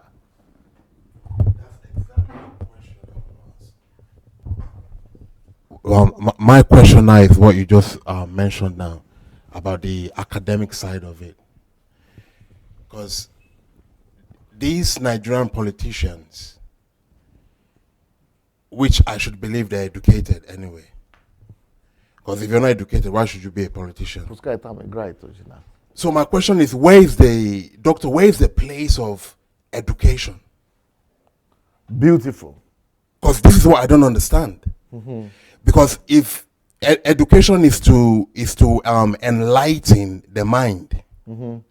to inform you, and the information is the information is not just based on the academic field, mm-hmm. but how you think, mm-hmm. is part of education. How your approach towards people. How you relate with your contribution to the society is part of education. So my major concern is the Nigerian politicians, with all their education and academic experience, how does this affect or contribute to the improvement of the society, which it should be? Because why are they say Nigerians are bookkeepers. They love to study. They love to educate themselves. You know, there's even a girl on my case now encouraging me, I'll go back to school, go and educate yourself. And I'm saying to myself, what does education do? Because to me, education should be like you live in Nigeria and you encourage people to educate themselves, but we are not seeing it in Nigeria. Because you say you're educated, but education you should contribute to the advancement of a society. So I don't get it. Maybe you are so right on, and you will not even. What's your name for short? Roche. But what do I call your? No, you don't have any short name. No, what do you use on something? I use Genga, but people find it very hard to pronounce. Okay. So I prefer Emmanuel. Okay, let's do Emmanuel. So, Emmanuel, you cannot even believe how right on you are. And by raising that question about education, it means you are thinking. You are thinking. And that's exactly the reason why this This is exactly the reason why a crown, yeah? So we will be like base at ourselves. Base, many men should be like, like group, lead my class. So the question you ask about education is right spot on. That's exactly why I'm doing this HMT on questioning. Because education is supposed to give you two things. Not all the things all those things you have mentioned now, been able they are to good. resolve They are that, just and everywhere has been calm. So benefits it's of just education. misconception But the between basic the thing Delta delegation, when it has been resolved and everything has calmed down. the ability to question. Yeah, it's that misconception Critical is misconception. Question so we are resolving it. So once you don't have that in our educational system, it doesn't matter how many, even the old school it's the finish part of university, you are still not educated. misconception, and in politics, Number party two, politics, you got quality or a basis to be able to determine who is educated. The ability to reason and function by the principle of cause and effect. Those are the two basic criteria, parameters for education, for educated person. The ability to always do everything through the understanding of cause and effect. So there is a reason for why you do everything, and there is a reason why everything is done, and there will always be effect or consequences to everything. Okay, for example, let's take this second one, cause and effect. If these people that are here, that we are looking at now, who are fighting, are supposed to think about consequences, foresight, effect, that is effect. Effect is foresight. Effect is consequences. You know that anything I do now will have consequence. We are not being trained to live like that. If those people, footballers, the people who are rejoicing after football, what is the consequence? What is this joy that I'm expressing right now? What is the result? What is it going to give me? Cause and effect. What is the purpose of it? What will I gain from it? What will it end? It will end me broken by I've lost $10,000 in my job. We have not been taught to reason like that. So a society that doesn't function by cause and effect and questioning, it will function by the alternative. And what is the alternative? The alternative is sentiments and emotions, which is instinct and stimulations, reflexes. That's why when they kill somebody in Nigeria or something happens somewhere, what you see is not cause and effect. It's not questioning. It's not questioning what happened. How can we? It's not questioning. You know what you see? We do this. We have to fight. We have to do this. Sentiment, stimulation, reflexes. So you see the way it is. So it doesn't matter what school you finish. If you are inherently uneducated or uninformed about the content of your being as a human being, that a human, you are only human when you function by these things. By reasoning or questioning on cause and effect, that's only the time you are a human. Otherwise, you'll be living an animalistic lifestyle without even knowing it. When are you animalistic? When you live by instinct, reflexes, and stimulation. So our whole culture right now is the animalistic biomasses culture. We have not been educated. We have not been programmed to now function like human by questioning, reasoning, and cause and effect.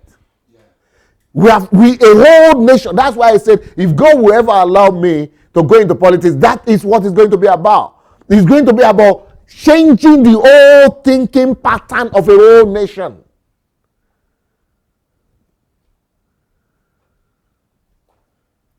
To begin to think and live by reasoning and questioning. And that's why this whole HMT is about. Ikechi, you want to say something? No, okay. I was saying because wouldn't that go for like schools of thought in a sense of like, for example, you were saying that people needed to be educated, they needed to be aware of what they're like having thought like with the education and stuff. I was thinking to myself, wouldn't that go across like with philosophies, like when you were talking about how Nigerians are they're frugal, not frugal, but they waste money. Wasteful. You see, they're very wasteful. So if you think about it, it's more to the sense of like trying to, how can I put this? It's like It's not, I forgot before. But what I was trying to say is that if that was the case, shouldn't there be like principles instead of telling kids to go to like it goes with like poverty and stuff like that? There we go. So what I'm trying to say is that you know how in Nigeria, not every like I was speaking to Chris here earlier on. Like obviously earlier on, it's more about trying to get money for to like raise a family, to think about your family and stuff like that. And money is more the kind of like one of your driving goals in life to kind of aspire to. But if your school of thought is to think about how can you as a person maybe create something for yourself, beautiful, and stuff like beautiful. It's more to do with like the school of thought and all like beautiful. I think that's what should be more, beautiful. That should be what's more like. Yes. Yeah, that should be what philosophy of life. That's it. Philosophy of life. That's what right. Beautiful. Beautiful. So we'll be right. Beautiful. So because money also is stimulation. So instead of emphasizing money, which is a stimulation, we should be emphasizing values, which is philosophy of life. And the philosophy of life of the whole nation, or any nation, any society that is advanced and developed, must be based on questioning and reasoning. Reasoning must inform every action and cause and effect, which is why. Purpose. There must be a purpose to everything you are doing. And you also must know that there's an outcome to it. Yes. Put it on. Doctor, on the education issue, which one is more beneficial? Should we go for formal education or informal education? Which one is? Self-education is the most important one. Only self-education. School education will only give you paper to get a job, but formal education will make you who you want to be. Yeah, I just wanted to kind of like on the back of what he said when he was talking about education. I think in Nigeria we've confused what education actually means, and that's the problem we have. Like you said, education is meant to bring about enlightenment. You might go through school, but you might not be enlightened. And there's a name we call people like this that act this way. We call them educated illiterates, meaning they've gone through the 4 walls of school, but they are not illiterate. They are still very illiterate. And I think the culture we've been talking about in churches, where we said we have this culture whereby you don't question your elders. We bring that also into schools. You discover that even in universities, you ask your lecturer. If you don't question either in university or in the family, you are not educated. Yeah. We should get that right. So if they are teaching us not to question anything in the schools, then it's not educational centers. Yeah. So I believe, like when you said there's no church in Nigeria, I still think that there is no education. There's no school in Nigeria. Why? Because say you ask your lecturer a question, and to him it's like you are challenging his authority. Who are you to ask that question? And you dare not even challenge what he says, because he feels that, after all, I'm the one standing here. You are the one listening. Who are you to tell me what to do? So at the end of the day, and in the church is the same thing. The family, the same thing. It's same thing. It's a cultural. So you now understand that in our families, what should be introduced is questioning and cause and effect. Reasoning and questioning, the same thing. Questioning, reasoning, and in our schools, questioning, reasoning, and the education has been defined, like you said, as enlightenment, as bringing enlightenment. But I want to go away from that, because people think that they are enlightened because they speak English, or they are enlightened because they travel abroad, or they are enlightened because they dress well. But I would like to say education, I go to the nitty-gritty of it. Education is when you have been you have the understanding to question, to reason and question it. If you cannot reason and question, I don't care for enlightenment. Forget about that. Doesn't matter. Questioning and reasoning, and awareness that everything is defined by cause and effect. Believe me, that's the purpose of education. That's what the essence of education is supposed to be. Anyhow, so if you are not doing every action there must be a purpose and a reason for why I'm doing everything. And there must be a consequence or result for it. Cause and effect. Then you are not educated. There is no reasoning and questioning everything. Why my mom told me this, I will not just do it because my mom said. Why? My dad told me this. I will not just do it because my dad said it. Why? Give me the reason. I am not an animal. My pastor told me this and said, I don't care if you are pastor or you are bishop or you are president. Give me the reason why. Yeah. In case you want to say something. What you're saying about parents as well, I think to a degree there's a certain level of mutual respect that needs to go on as well. Like, I think from both parents and both the child. Yeah. It gets to a Mutual point, respect. It gets to a point where elders nowadays, or well, like when it comes to respecting, obviously you got to respect your elders, but they forget that they were also once kids. They are supposed to respect the kids too. You know, they were supposed to. You have to like kind of like question. Like even that to this day, I question my parents. Yes, you should. But it's what to the degree that you should understand that I'm asking it to like for knowledge. Where Of course. to build up. If you are not questioning, then you are going to become a robot. Yeah. You're going to become a robot. And if they succeed in making you a robot, they think they have won, but they will lose you. Yeah, fine. You want to say something? Okay. All right, let's go back to the notes. Let's go back to the note now. So you see why I have to, why I was very discouraged when I came this morning that you people don't want to talk about worldviews. Do you still don't want to talk about worldviews? You still don't want to talk about worldviews? You mean I should still forget about these two topics? Now I'm not hearing you guys now. You think we should do this topic anyway? Do we still do this? Should we still do it?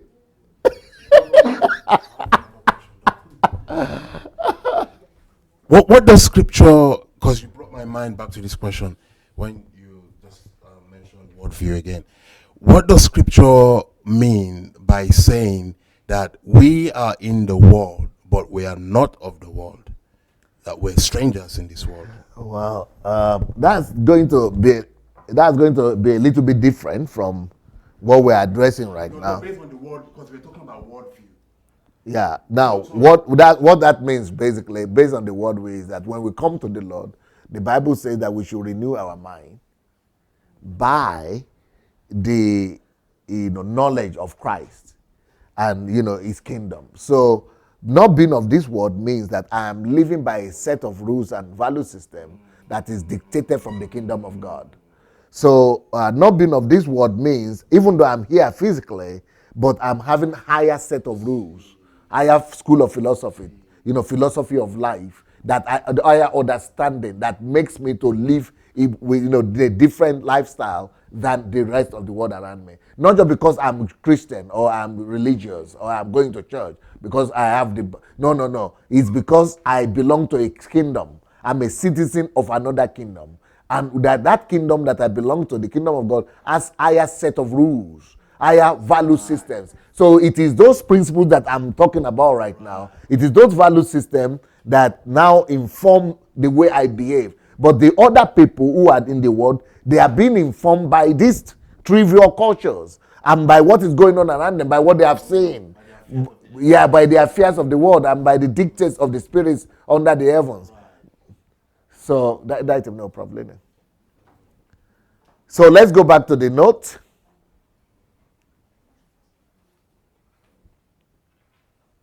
Okay, so Lord Lugard's analysis of Nigeria and Africa. Now, Lord Lugard, like I said, is someone that knows a little bit about Nigeria because he knows Nigerians. He has studied Nigeria and how we do things and who we are. So he says, Nigerian Africans, Nigeria, in character and temperament, the typical African of this race type is a happy, thriftless, that is prodigal, spending, lavish, excitable person, lacking in self-control. We just told you what self-control is.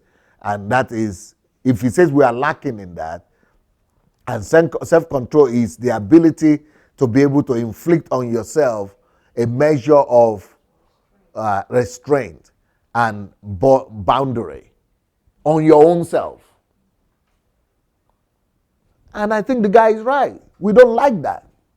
When I first came to Europe and I discovered that everywhere you have to wait. Where I'm coming from, you don't wait. And even if there is a line, everybody is waiting. You have to bypass it. That is the way you think you are the one who is smartest. But that's lack of self-control. And I didn't like the self-control that the whole creation. I thought I was in prison when I first came to Europe. You go to, all Nigerians have felt like that. You have to drive, you have to wait. No car is coming now. How can I wait? But there is red. It's red. Hey, it's red, but no car is coming now. They say it's yellow, you have to pass. But why should I wait? Nobody is around. Wait. See. It doesn't make sense. That is that is our own lack of self-control thing. We don't just put yourself under control when nothing is at stake. And we are not going to be punished for it. Why should you put yourself under control? So we lack that self-control. Then lack of discipline. What is discipline? That you are being guided constantly by the need to achieve a goal, and because of that, you are putting yourself under pain, under duress, under restraint, under some, you are going through some restraint and some self-inflicted pain just because you want to get to some goals. And then lack of foresight. And foresight is what we just talked about. No understanding of, that is when your future informs your actions for today. When you are always considering the future, when you are always considering the consequences, what you are seeing over there, and you are allowing that to inform your action today.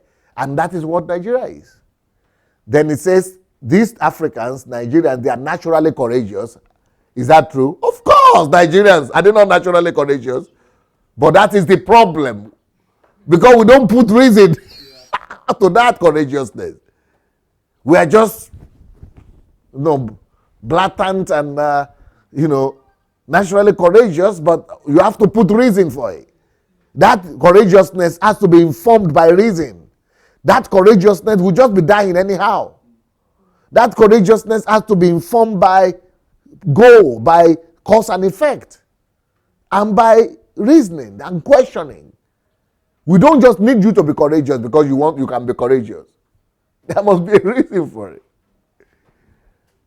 So naturally courageous and naturally cautious. Sir. Good man, sir.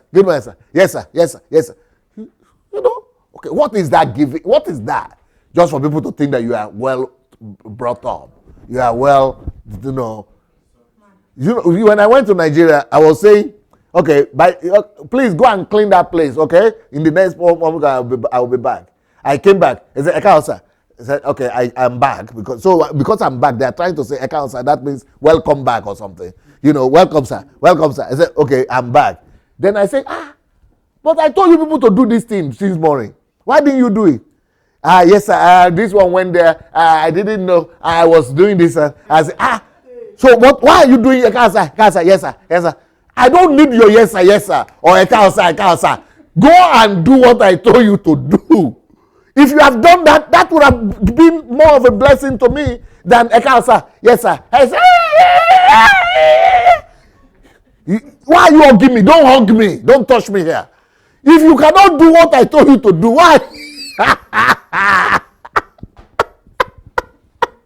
I don't need you to be nice. Don't try to be nice here. Do things what you told you to do.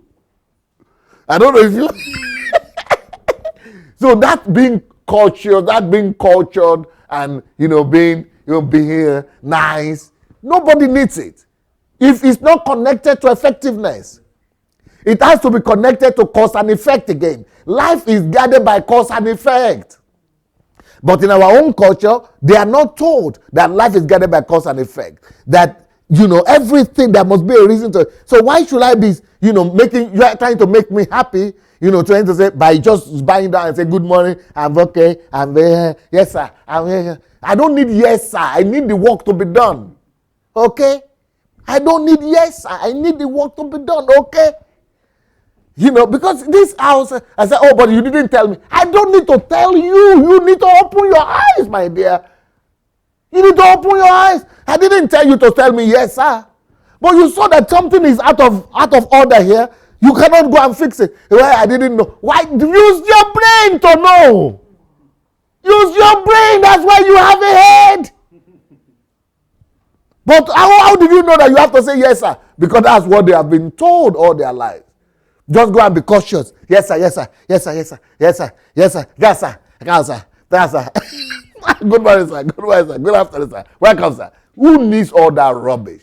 I need you show me your product. Now, is there a place for cautiousness? Is there a place for culture? Is there a place for well-manneredness? Yes. But, don't emphasize it at the expense of productivity. Don't be a slave. Subservience. Everybody is a slave to be subservient. I don't need it. Go and perform something. Let me respect you for something. Let me respect you for your product, for your service, for your productivity, for your mind. Not just because you are saying I'm cultured. That is low level. So they are naturally courageous and naturally cautious, that is respectful and polite. Who needs that? It's good, but minimal. I need your productivity. Then, so that's one thing. Then let's go to another group of things. This group of people, these Africans, they are full of personal vanity. That's another problem. What is personal vanity? Personal vanity is when a person overemphasizes his own glory or his own gain or his own profit. When you pay too much emphasis on wearing gold and chains. Have you seen those Americans, those black Americans in America? They go and put some big chain in the neck. That is what is called personal vanity. Or they go and put some coat over there, flowing there, and those black people doing that is called personal vanity. Or when you overemphasize your personal relevance, your personal significance, your personal importance, when you over celebrate your own achievement. Let me go and check it out in the dictionary. Let's say, what is personal vanity? I guess I'm right, but let's see. Personal vanity. No, that's different. No, narcissism is different, totally different from personal vanity. Personal vanity is just personal glory. Excessive. You see? Is that not what I was talking about? He says excessive pride in one's.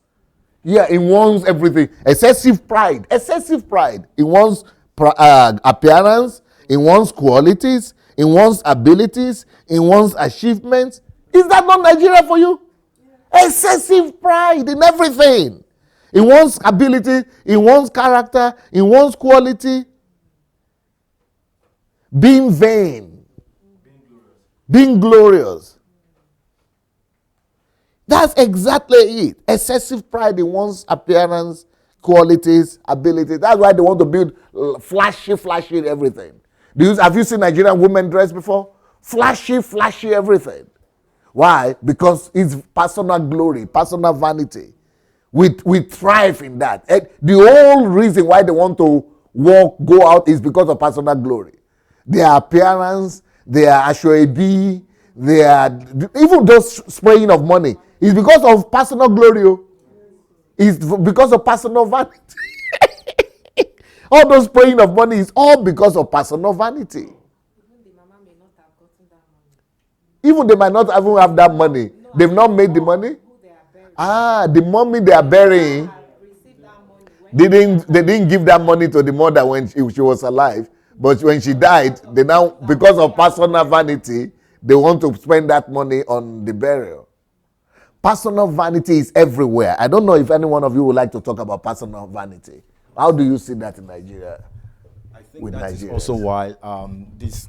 Sorry, the dictionary definition of personal vanity is excessive pride, excessive glory in one's appearance, excessive pride in one's qualities, in one's character, in one's abilities, in one's achievements, even in one's achievements and results. Excessive pride, excessive glory.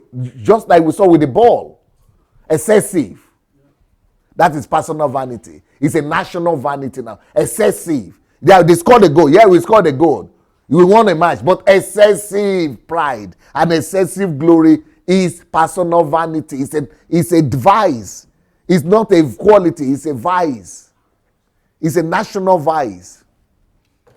Yes, it's quite unfortunate because this is where the whole church structure in Africa right now is. Wow, even church. Yes, That this is is what true. it's built about. And that is why branding is a big name right now in African Christianity, because everything has to be big. Yeah, there is a church in Abuja, they in call Abuja, something. What they call it? Koza. Koza. Koza. Yeah. Exactly. It is a church that is built all around personal vanity. I think this one word. There is another one in Lagos they call Paul Adefarasi. That's what the personal vanity of how I can speak like American. Yes. Personal vanity in accent. I can speak it like this. I can talk. I can be eloquent. Yes. Personal vanity in everything. Clothing. Yes. In my accent in clothing. The convoy, like when pastors come. So convoy too. Convoy. Yes. Convoy. Protocol and all these things like that. Are we not in trouble? Even church. Yes, this is the even in church building, I think. Absolutely, even in building a church, because you have to one university, second university, yes. One plane, second plane. And the way we even design the church auditorium itself, the way we want, because it's all about competition and all of those things. Personal vanity. Vanity. So all of these things are. And these are the things that Bible preaches against. So. But now the church is now the one that is now blowing it out of proportion. Bible says it's vanity upon vanity. Even when they are designing their websites, they have to visit like 3 or 4 websites just to copy what is in there because they want to do better than other people. Or somebody even told me that in every page of the website you have to have the pastor there. In every story you have to refer to the pastor. In every testimony you have to refer to the pastor. Anybody that comes to the stage have to start by saying my father in the Lord or something, or something like that, just to say something about the pastor. Personal vanity. That is 200 years ago this thing was written though. It's still the same thing today. I could vividly remember when I was don't think you are bashing Nigeria. Okay. Because Nigerians who are just coming fresh from Nigeria, they say, no, we are not as bad. One time when I was talking like that, that's what he was saying. Pastor, we are not as bad now. Well.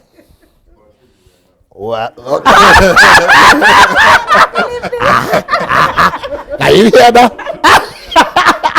But he is typical, and I want him to oppose us. And I want us to question. I used to think like that. You used to think like that too? I just came to Europe. Okay. So he just came. That's exactly what people in Nigeria think normally, the normal people. That we are not as bad now. And I could sense it. I could pick it up in him as I was sitting here that's exactly what's going on in his eye. So I wanted him to give him freedom to express. You think you are not as bad, eh? Is that what you are saying too? Me. bad that I'm bad. Your own is the opposite. Baddest.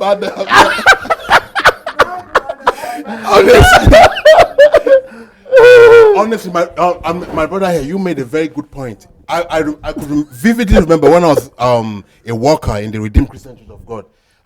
Pastor and I was like, why do I have to be wearing suit every day? Because I'm a worker. Yeah. And there's a particular specific dress code. And I was like, okay, that's what they call branding now, or protocol. He said it's because of the protocol. And then I was like, you know what? I want to be casual. And then I got to church that day, and Oludo's PA was like, you're not going to work today. Wow. Yeah.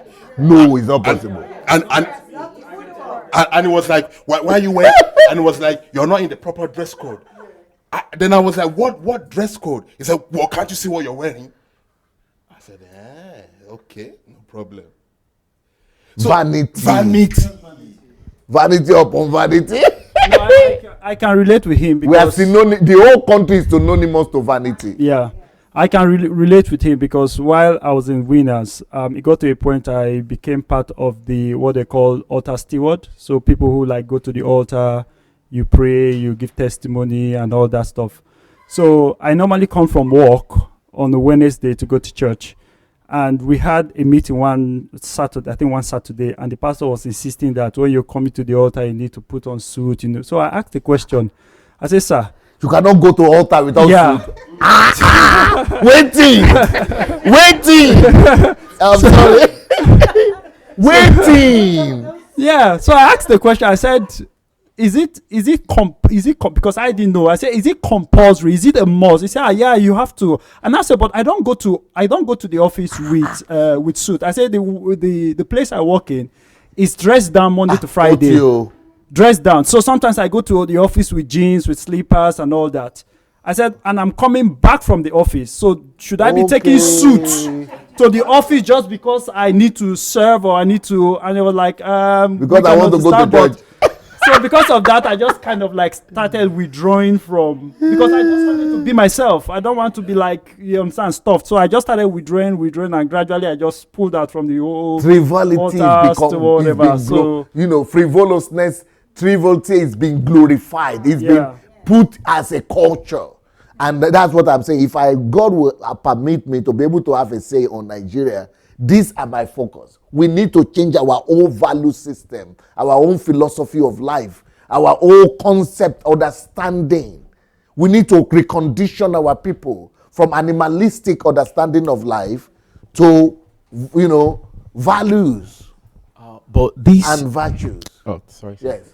This of personal vanity has been termed or has been presented to us in another form. Okay. So it's not being seen as personal vanity as we discuss. We understand now that some of these things we are doing, the personal vanity. For example, one of the terms for this personal vanity is black excellence. What? Black excellence. What is? I never heard that before. Yeah. I'm hearing for the first time. Yeah. What was that? See, some of the things, black excellence. Black. Yeah. Yeah. Black excellence.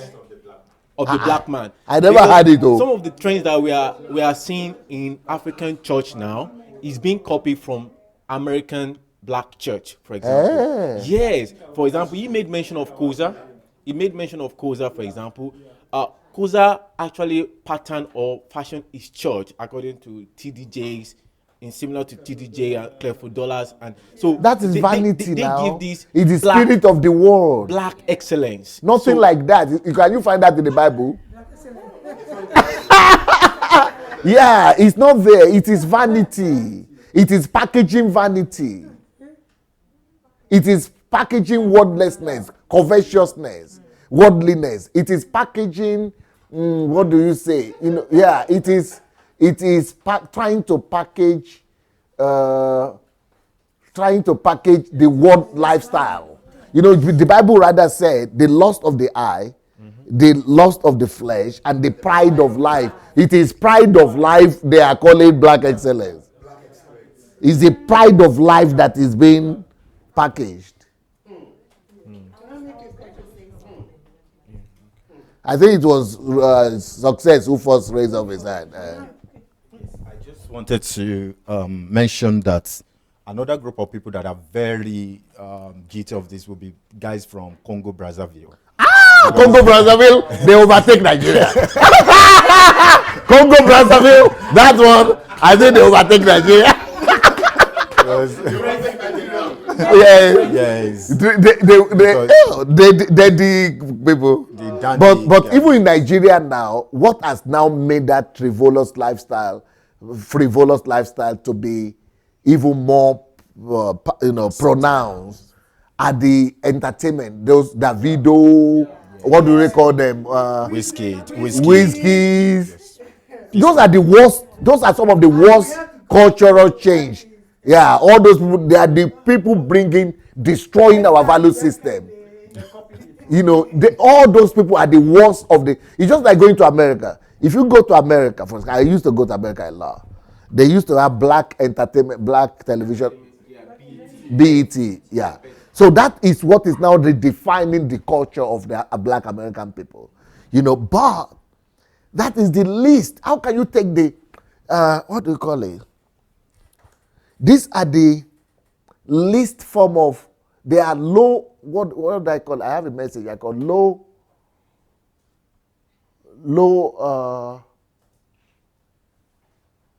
these are low,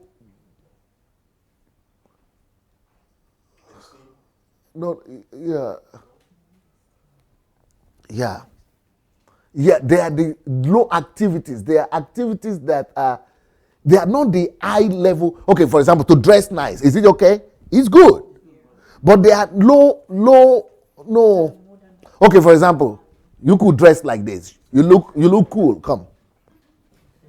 Okay, to dress like this and wear a big chain. Is that cool? Cool. Glasses? Cool. But they are low yielding, yes. Low yielding enterprises. It's good to look nice and cute, but if you use $2,000 to dress up like this, it's so low yielding. I would rather use that time to do research, to write a book, to study, to put that money to invest in self-development. So self-development is a high-yielding exercise. And this is low-yielding exercise. So what they are doing in those churches is that they are telling people to dress nice, to do this, to be high. Those are low-yielding. I would rather teach my own people in the embassy of God. See what I teach people in the embassy of God. Discover who you are. Yeah. Use that effort, that energy to discover who you are. That money that you are using to dress up, go and use it to start your own ministry, to do your own NGO, to go and better other people's lives. So can you see the difference? Low yielding and high yielding lifestyle. So those things that they are packaging low yielding, but it will give you appearance. It will give you appearance of looking cool, looking sharp. But then you are going to have outward appearance, but inner content is zero. So I would rather teach our people to go and study and spend that time and energy in laboratories, in libraries, so that you'll be able to come out and say, Pastor, I'm coming with a design on how to build our submarine. I would rather have you to come to me with your patent of building or project of building a submarine or building a plane or designing a city or an e-city or smart city than coming to be dressed up. That is low yielding. I would rather have you dressed like Mark Zuckerberg, but to design Facebook than to say you are dressing up like Black Pride. You don't have nothing. You are just having shoes. 60% of all shoes in America are being bought by African Black Americans. 60% of all shoes. And they are only 10% of the population. 10% of the population buy 60% of all the shoes. But the white people like Zuckerberg maybe just have 3 or 4 pairs of shoes. But Bill Gates. But they are controlling the world. This is the difference between low yielding activities and high yielding activities. I don't know if you get it. Yeah. Okay. The latest one in vogue now is the jet. Jet. Yes. You are so right. Somebody came to my platform and said, if you want, criticize anyhow you want. If you want, criticize Geo, criticize Jet. But me, I'm going to get my own jet. Yeah. I'm the next one online to get my jet. And then the Geo will come and say, everybody here, you want to get your own jet. Everybody is dreaming of that. Personal vanity. Yeah. The new general evangelist for CAC, I heard him talk. Just an evangelist. Why do you need a jet? He said they went somewhere for a conference. Adeboye was there. Ashimolo was there. Oyedepo was there. They all came in their own private jets. Everybody came in their own private jet. So, within Nigeria. Yeah. So he said, within Nigeria. So he has gone to price his own jet And the best one is the Russians one. He has gone to price his own jet. And he got the price. The best one is the Russians. So you want to get it? 22 million. You want to get it? He's going to buy this year. And members will be sacrificing, selling their houses, selling their. Please. They are happy. Yeah, but our pastor will also buy his own jet. What? Personal vanity. That's what it's called.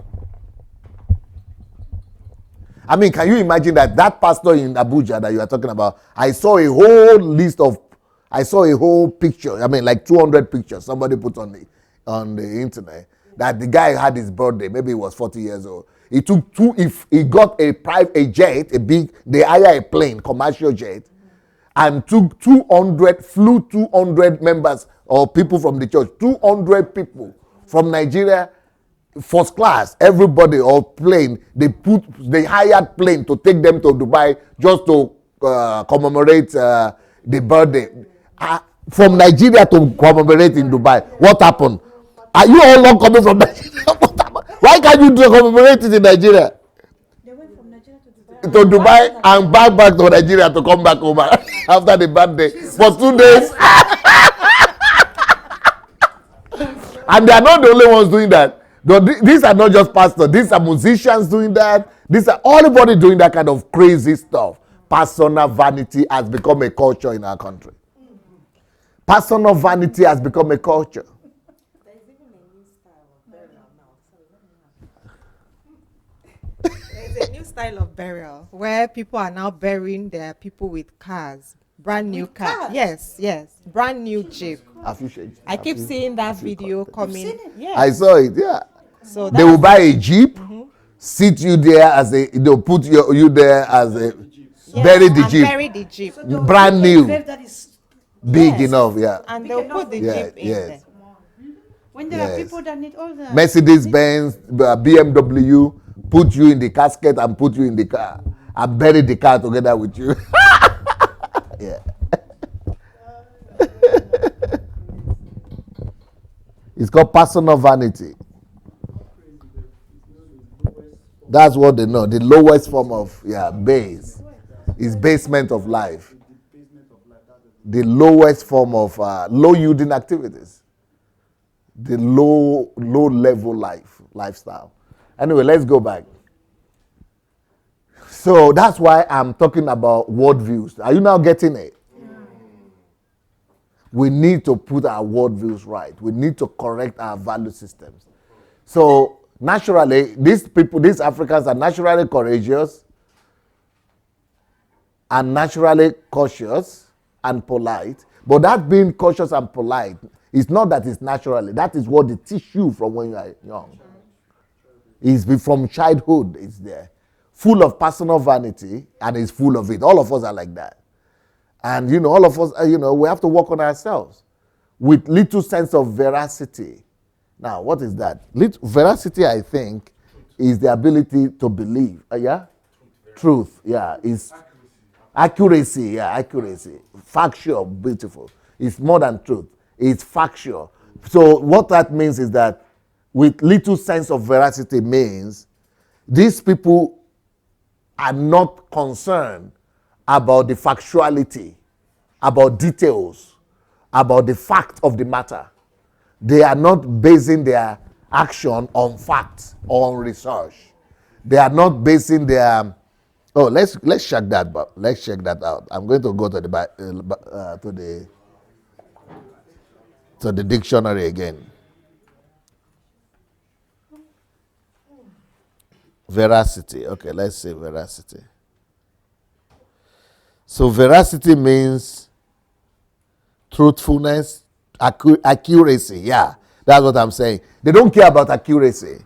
Accuracy, precision. No, nothing like precision in our culture. Or exact, authenticity, fidelity, fact, decency. They don't care about facts, based on facts. Oh, conformity to facts and accuracy. Yeah, that is it. Conformity to facts and accuracy. So we don't, Nigerians don't act by fact. We don't even, facts don't matter to us. It's emotion that matters. This is so correct. You remember all those Boko Haram something? It's not about facts people want to know. Okay, for example, people are calling me, Pastor Sunday, why have you not spoken? Why have you not something? But this is true. Now this has happened. They don't want statistics. They don't understand me. That I want to first of all sit down, get my facts together, build an argument, right? And then there must be a goal. Cause and effect. There must be a reason why I want to return. There must be a result that must come out of it. I shouldn't just respond. I shouldn't just say, okay, I'm going to give a speech. Yes, they kill people, so I'm going to just talk. That is a cause. If I'm going to talk, then I must know and anticipate and know exactly what effect that is going to give. What result? But our people is just emotion. You just say something. You must say something. Why are you not saying something now? This thing has happened. I know, but I don't just act like that. Do you people notice the way I preach? Make you feel the thing off now. Do you people know the way I preach? Even when I was talking about these Nigerian people, I come with evidences, empirical evidences. I come with undeniable proofs and facts. We don't act based on proofs and facts. With accuracy and, what do you call it? Facts and factual based information. We don't, no veracity. Or is it that? Veracity. No veracity. No veracity. It's, in fact, some people came to me and say, why are you always using statistics? Why are you always using statistics? Because there's no veracity. We are not a culture of veracity, we are a culture of sentiment. It is either veracity or sentiment. But even though do you know that even people who saw the video where Pastor Adeboye was saying, and if you don't pay your tithe, you will not go to heaven. Even they will say, I said, did you see the video? I said, yeah. I said, but yeah, it doesn't matter. But is it not a senior person? I said, okay. So it's not so salvation now is not because of Jesus. But you must know who said it now. I said, So I was thinking that if I could get the veracity well, but you saw the fact now. He said, yeah, but it is Adeboye. So I don't know if you get it. So it is not about the truth. Truth doesn't matter in our culture. Truth doesn't matter. It's about who said it, how respectful he is, or how rich he is. Okay, for example, another one said, okay. No, let's say Oyedepo. He slapped the poor girl. I said, do you see him slap the girl? He said, yeah, I saw the video, but do you know what was feeling that time? I said, hey, wait a minute. Is it about? It is not about the fact. It is not, but it's Oyedepo who said it now, but it's a man of God. No, but but the young Jew said that the guy is a witch. I said, okay, is it right to slap again in church? Well, is it not a man of God? Wait. Because we are sentiment people. Truth doesn't matter to us. Okay, for example, I was telling someone that in the Acts of the Apostles and in the New Testament, there was no tithe collecting of tithe. And even when they collected offering, they use it to take care of people. This one came and said, no, it's working for me. No, but the word of God said this. Can you see? Can you find the Bible? You cannot. Yeah, but it's working for. Can you see the fact that they were using it to give to other? Well, it's working for.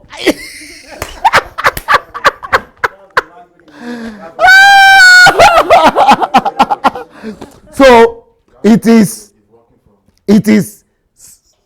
what do you call it? Sentiment, emotion, anything but fact, but veracity. This was written 200 years ago. That is why if I could do something for Nigeria, If I could have authority over the whole country, like a government or president, this is going to be my number one emphasis. Because if you change the inner content of a people, yeah, the society will automatically change. All those infrastructure they are all talking about is there for cheap popularity and cheap gain. These are the things we should be focusing on. Now, success. Do you now believe that we have to write a book on this thing? But this is one of the greatest gift, benefit that we could ever give to that country. Okay, next point. With little sense of veracity, fond of music. That's what I don't need to say anything. Fond of music and loving weapons as an Oriental loves. You know, the only thing that has been corrected over the last 200 years is the weapon one.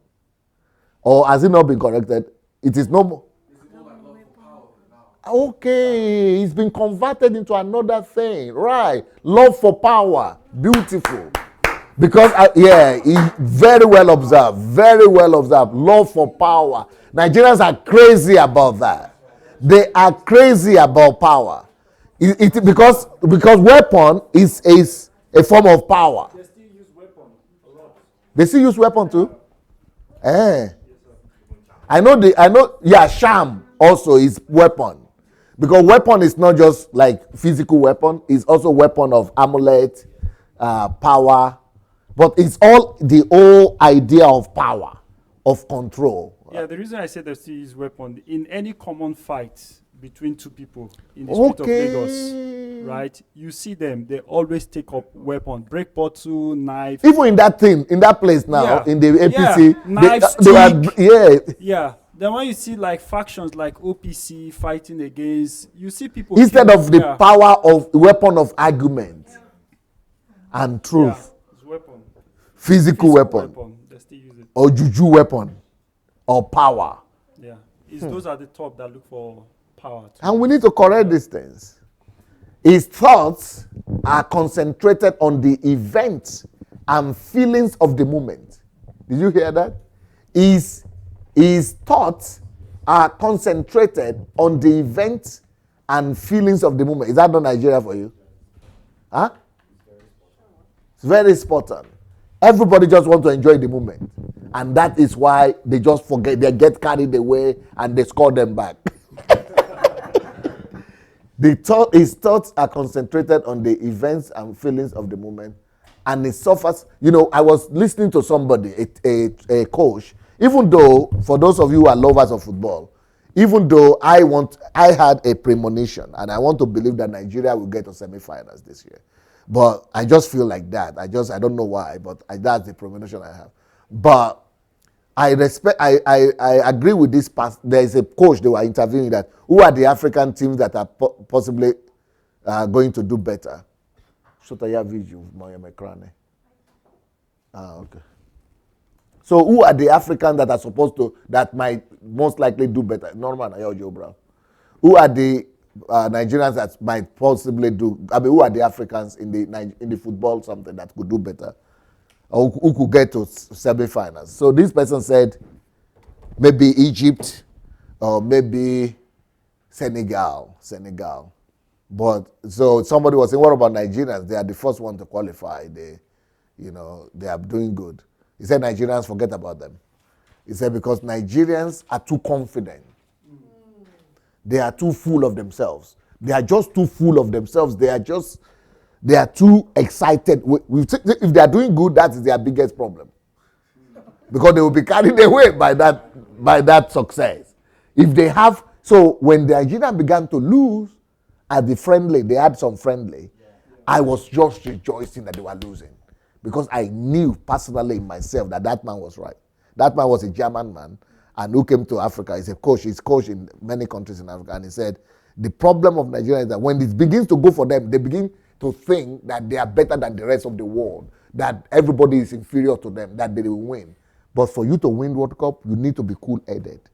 You need to be withdrawn from your own personal success so that you'll be able to see clarity in the...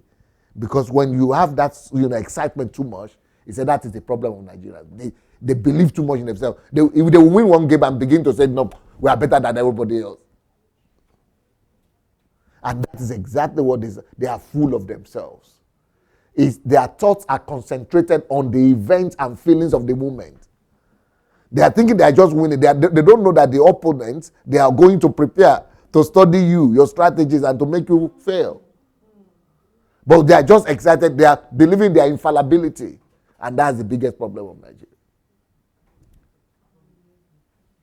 And it suffers little from the apprehension for the future. See, no foresight. It's the same thing we are saying. He doesn't care. He cares less about like in Europe, everybody is always concerned about, the future, something. That's what is supposed. But in Nigeria, you just want to enjoy the moment. Just want to enjoy now. That's why they are spreading the money like that. They don't care about the environment, about building the better. No, it's just about no apprehension about the future or grief for the past. It's just about what's going on now. That's animalistic. Now, Precious, is it Precious? Yes. I got it right this time. Yes. Okay, Precious, I want to hear from you because you have been quiet, but I really want to, and I feel you're having a lot of emotions with this topic that we are discussing. I can't quite pick it.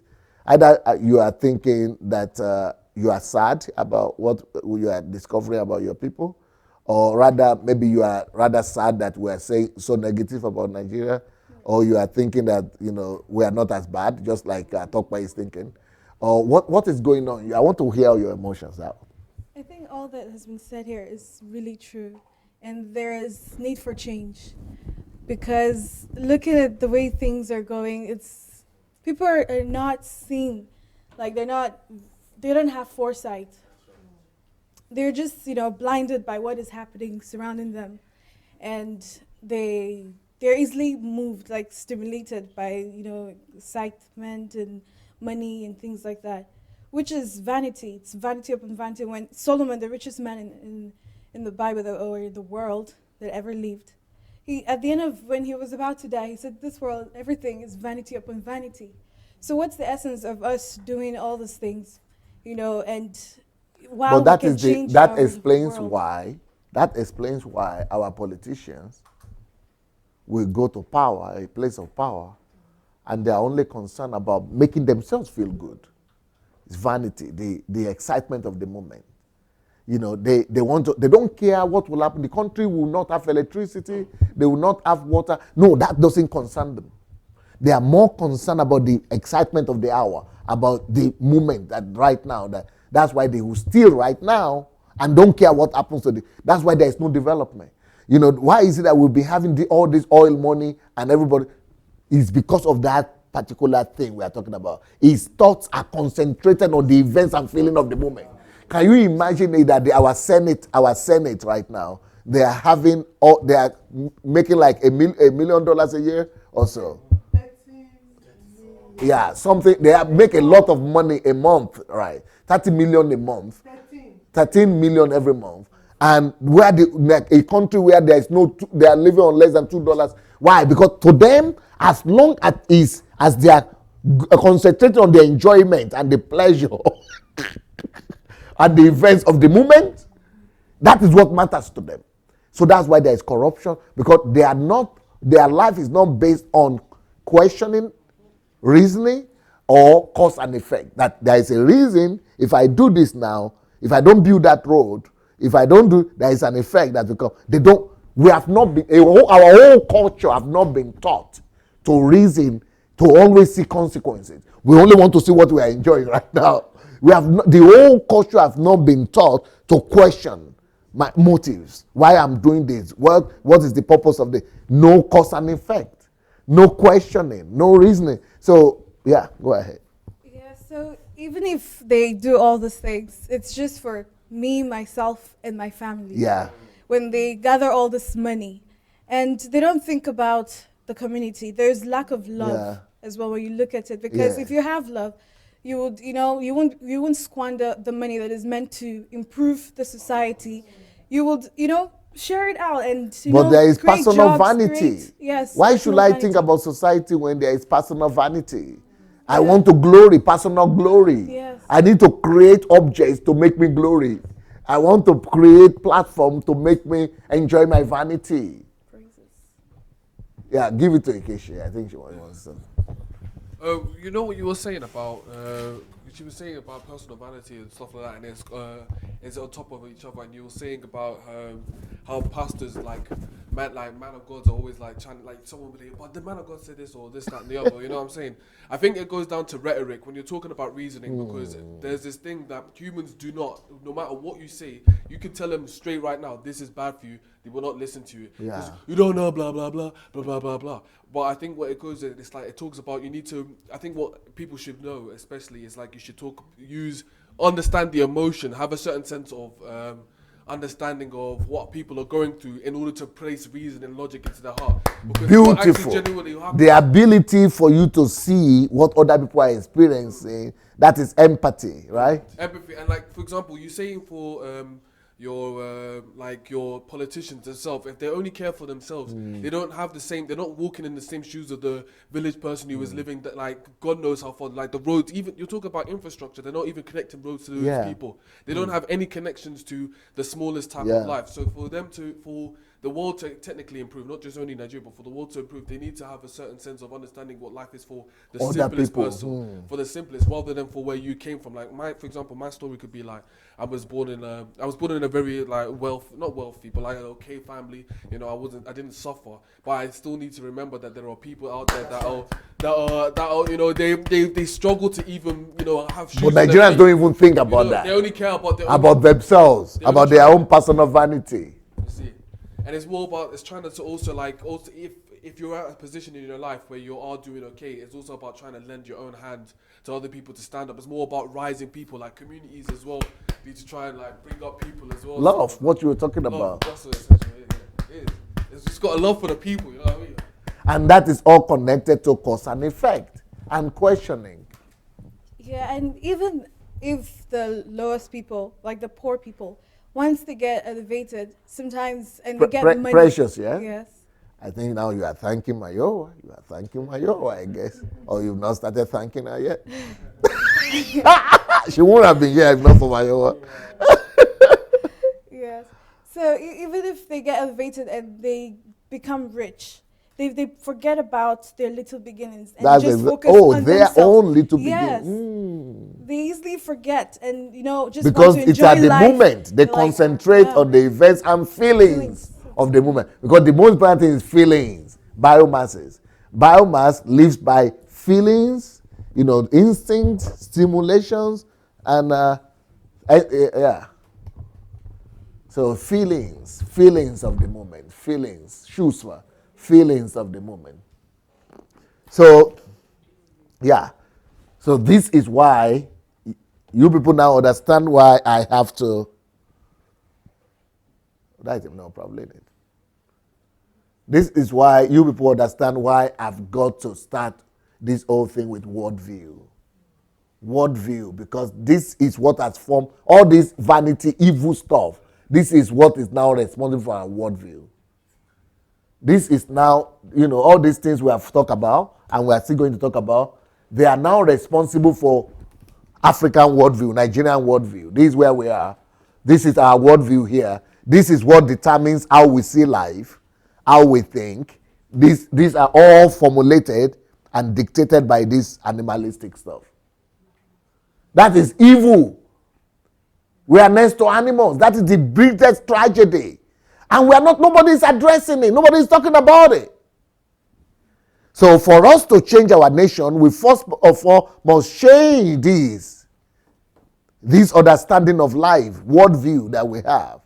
So that we begin to see the world differently, think differently. That's worldview. That's why worldview is what I say. It must be the beginning of this, our HMT. Because worldview will then help us to be able to be, you know, to question what, I mean, questioning will help us to question our worldviews. Questioning will help us to change all these wrong values. And questioning will help us to be able to build new set of values that will inform and make us to reason and also be built on cause and effect. So let's go ahead and, do you want to read more of what this Lord Lugard had to say about Africans? Or you are no more interested? I think we should know it. Continue? Because now you will know why we have to get all the information we are getting. So, he said, these Africans, this sort of African, his thought are concentrated on the events and feelings of the moment, and it suffers little from the apprehension for the future or grief of the past. It's only for the moment. He lives for the moment and the feelings of the moment. His mind is far nearer to the animal world than that of the European and Asian, and exhibits something of the animal's placidity. That placidity, like the peacefulness, like placidity is like peacefulness, right? Calmness, peacefulness of the animal. You know when placidity, you know when you have, do you know cat, the animal, the cat in the house? People have cats, especially. Why do they want to have it? Because of the placidity. So they can, you know, they also fondle it, or what they call it, stroke it. They stroke the animal like this because of the placidity. Because they are of the animal, they are peaceful, they are cool, they are those domestic animals. So so and exhibit something of the animal's placidity and want of desire to rise beyond the state he has reached. Okay. Now let's examine that. So what he's saying is that the mind of these Africans is more closer to the animal world than the European and Asian people. Now I can understand that because that's what I've done in Ukraine here. In Ukraine here and even all over the world, that's what I'm teaching. That's why I wrote the book. I'm a person? Am I a personality? The book. I'm a person. Am I a personality? And then there are other books I've written about how to be in the here and now. About, you know, what is another book I read? Okay, where are the heroes? Let the heroes arise. About personality. Because you are either a personality or a biomass. Now, it's a little bit rude that this guy is using the word he's using, like animal, just direct like that. But what I use is biomasses. I'm sure you people have been hearing me. Biomasses. But biomasses are everywhere. They are, okay, like for example, talking about biomasses, majority of citizens of any country are biomasses. Europeans also. Americans, English people, Germans, majority of them, maybe 90% of them, maybe 80% of them are biomasses also, like this animal. Who are the animals? Who are the biomasses of life? People who live only by emotions, feelings, instincts, stimulations, reflexes. These are the animals of life.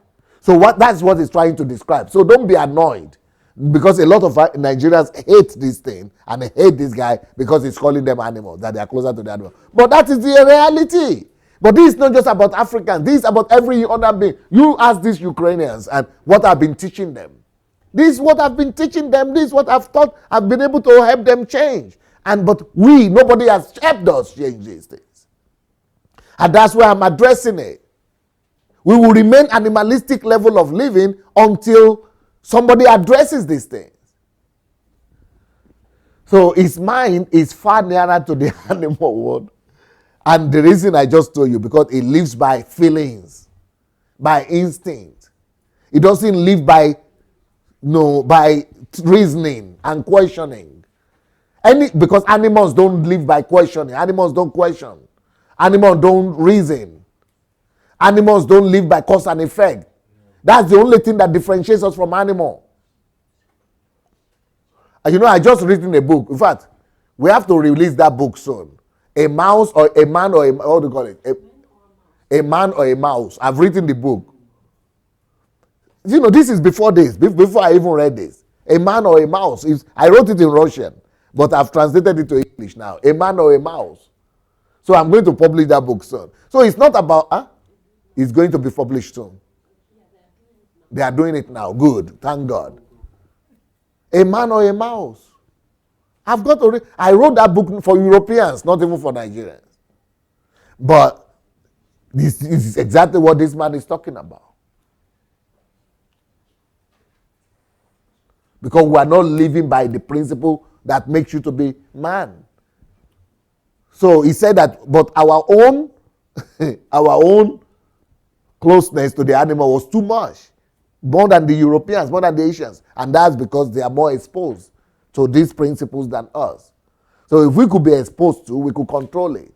But right now, nobody is exposing us to this truth. Tell me any pastor, any teacher that is teaching this thing in Nigeria or even in the world.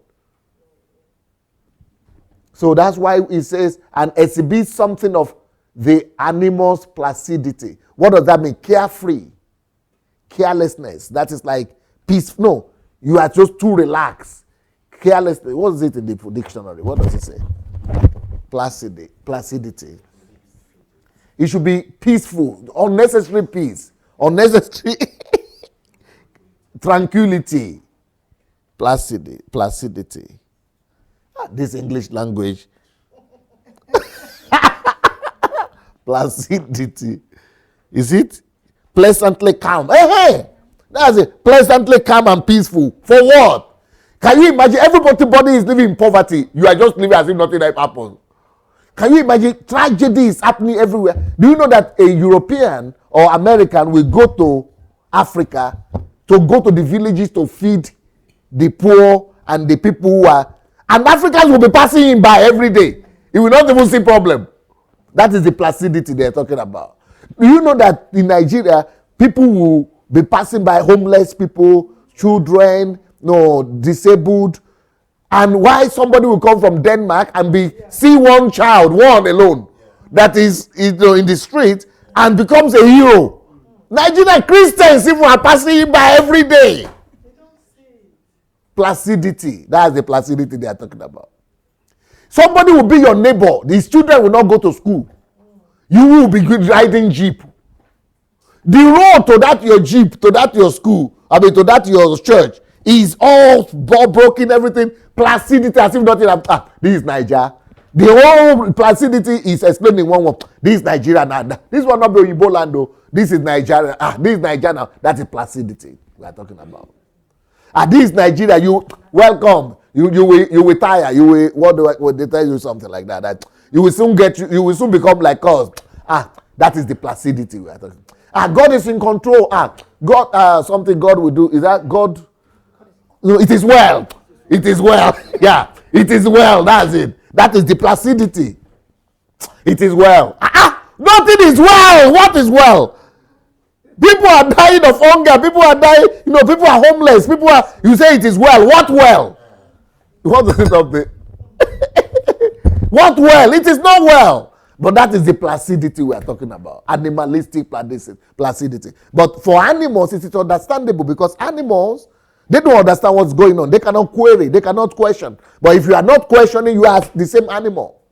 If they cannot, see cause and effect, then you are the same animal if you are not seeing cause and effect. But that indifference, what's another word I'm looking for? Complexity or what? Complacence. That complacence. That complacence is what placidity is.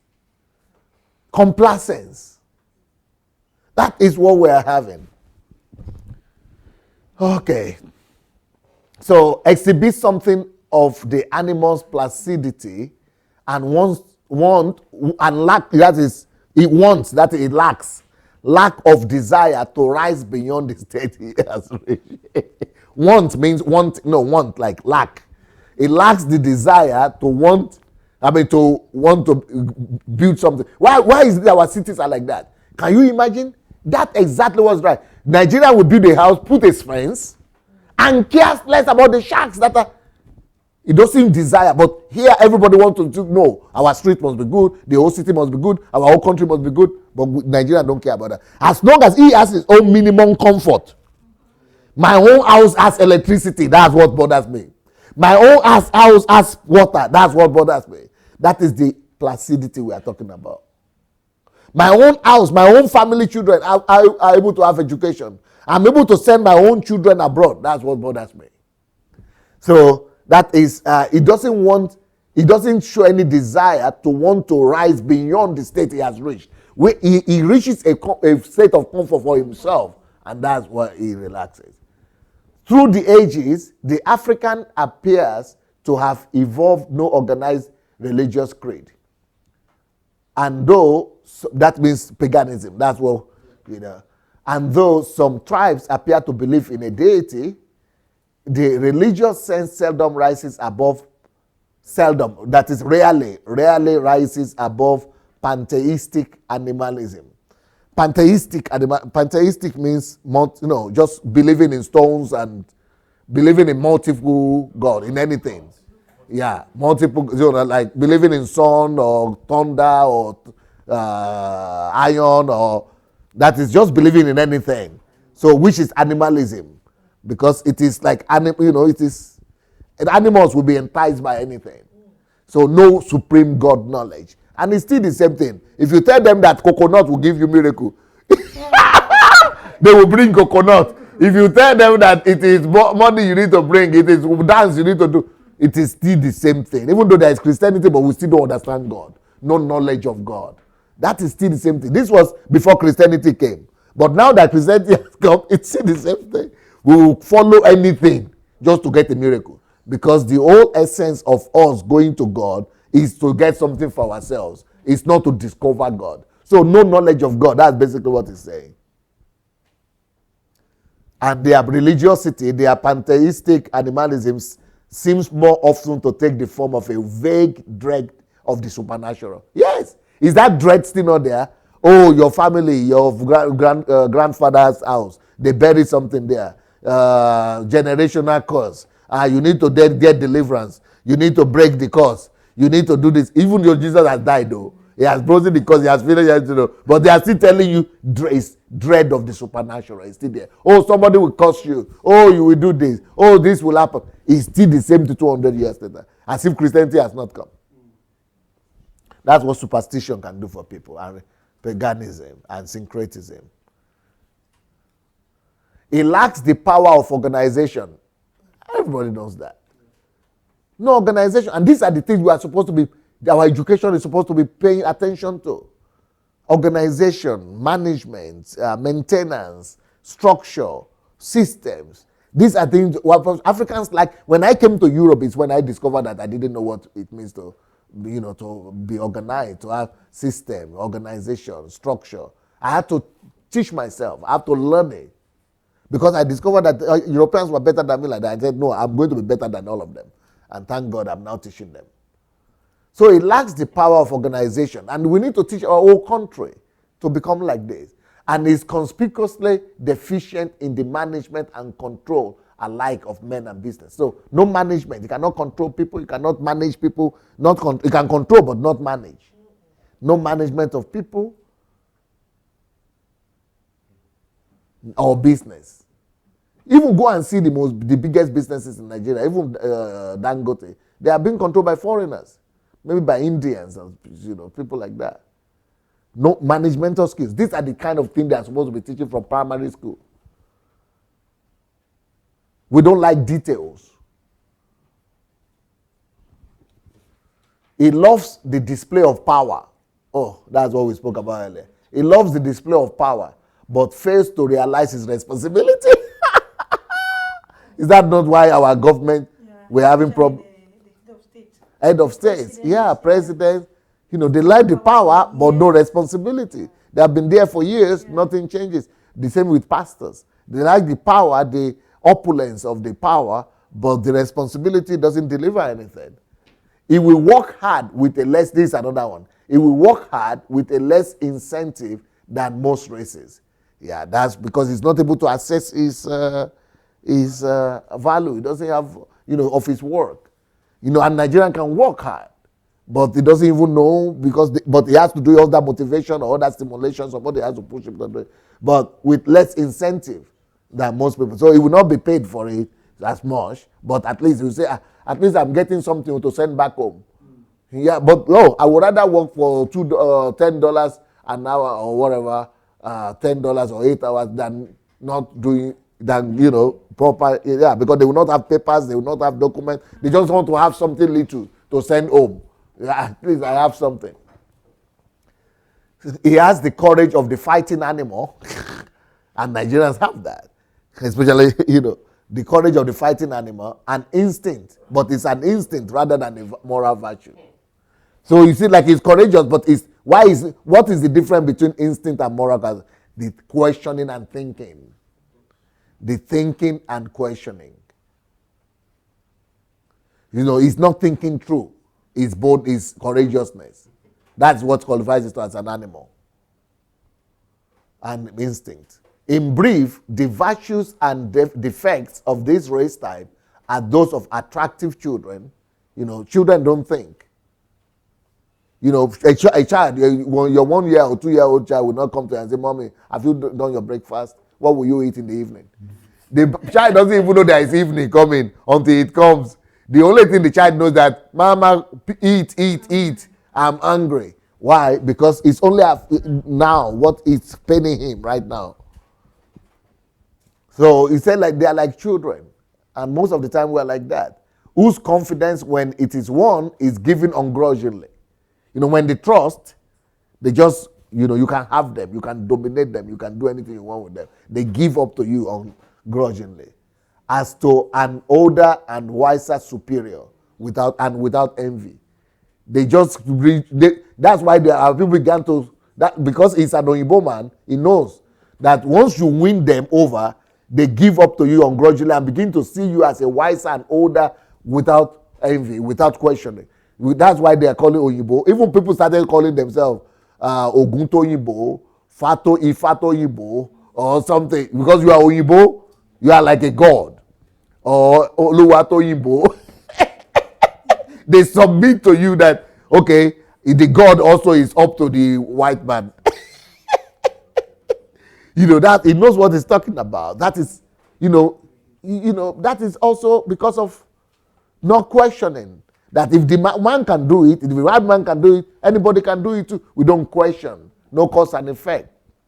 Perhaps the two traits which have impressed me as those most characteristics of the African native are his lack of apprehension, he doesn't care for what happens, and his ability to visualize the future.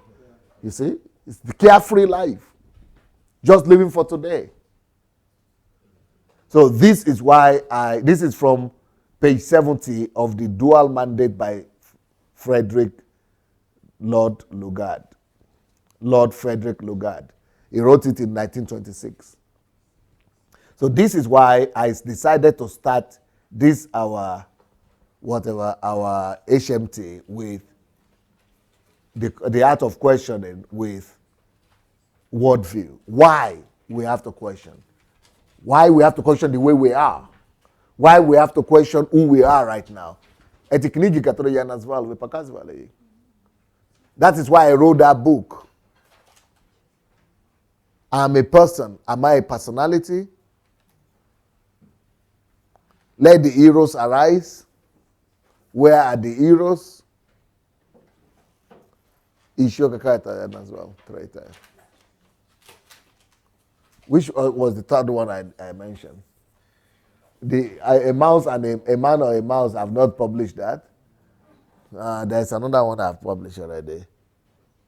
Okay, let the heroes arise. I'm a man. Am I a personality?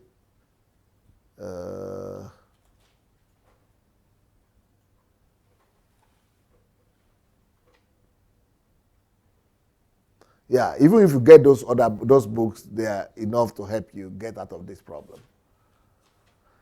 Okay, so this is the introduction to the topic, understanding worldviews. I think we should take a break now. We have been going on for 3 hours, or how many hours? From 9:30, 9:30, 10:30, 11:30, 12:30, 3 hours. So we have to have a break now. Let's go. Let them go and eat. And when should we come back? In 1 hour, 2 hours? 1 hour. In 1 hour. I don't know what you put say. Well, let's hear I want to hear your thoughts before we go on break. Let's hear your what? Your feedback, yeah, your feedback. But I think we should call this, should we just leave it as Worldview Part 1, or we should call it something else? Yeah, I know, but I'm just saying, what should we call this message? Should we call the message something else? Lord Lugard about Africans. Yeah. Okay. Lord Lugard about Africans. Go and write it for them. Babush. So anybody that wants to give a feedback, or everything is clear, nothing to feedback? Okay, nothing to feedback then. Well, so that's it. That is it. Then we'll come back. When do we come back? 1 hour?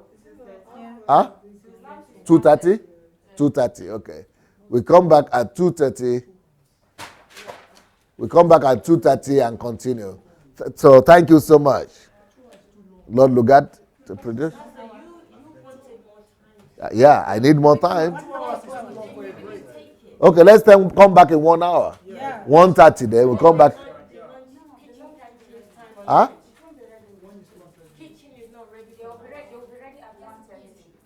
Yeah, so they are not ready now.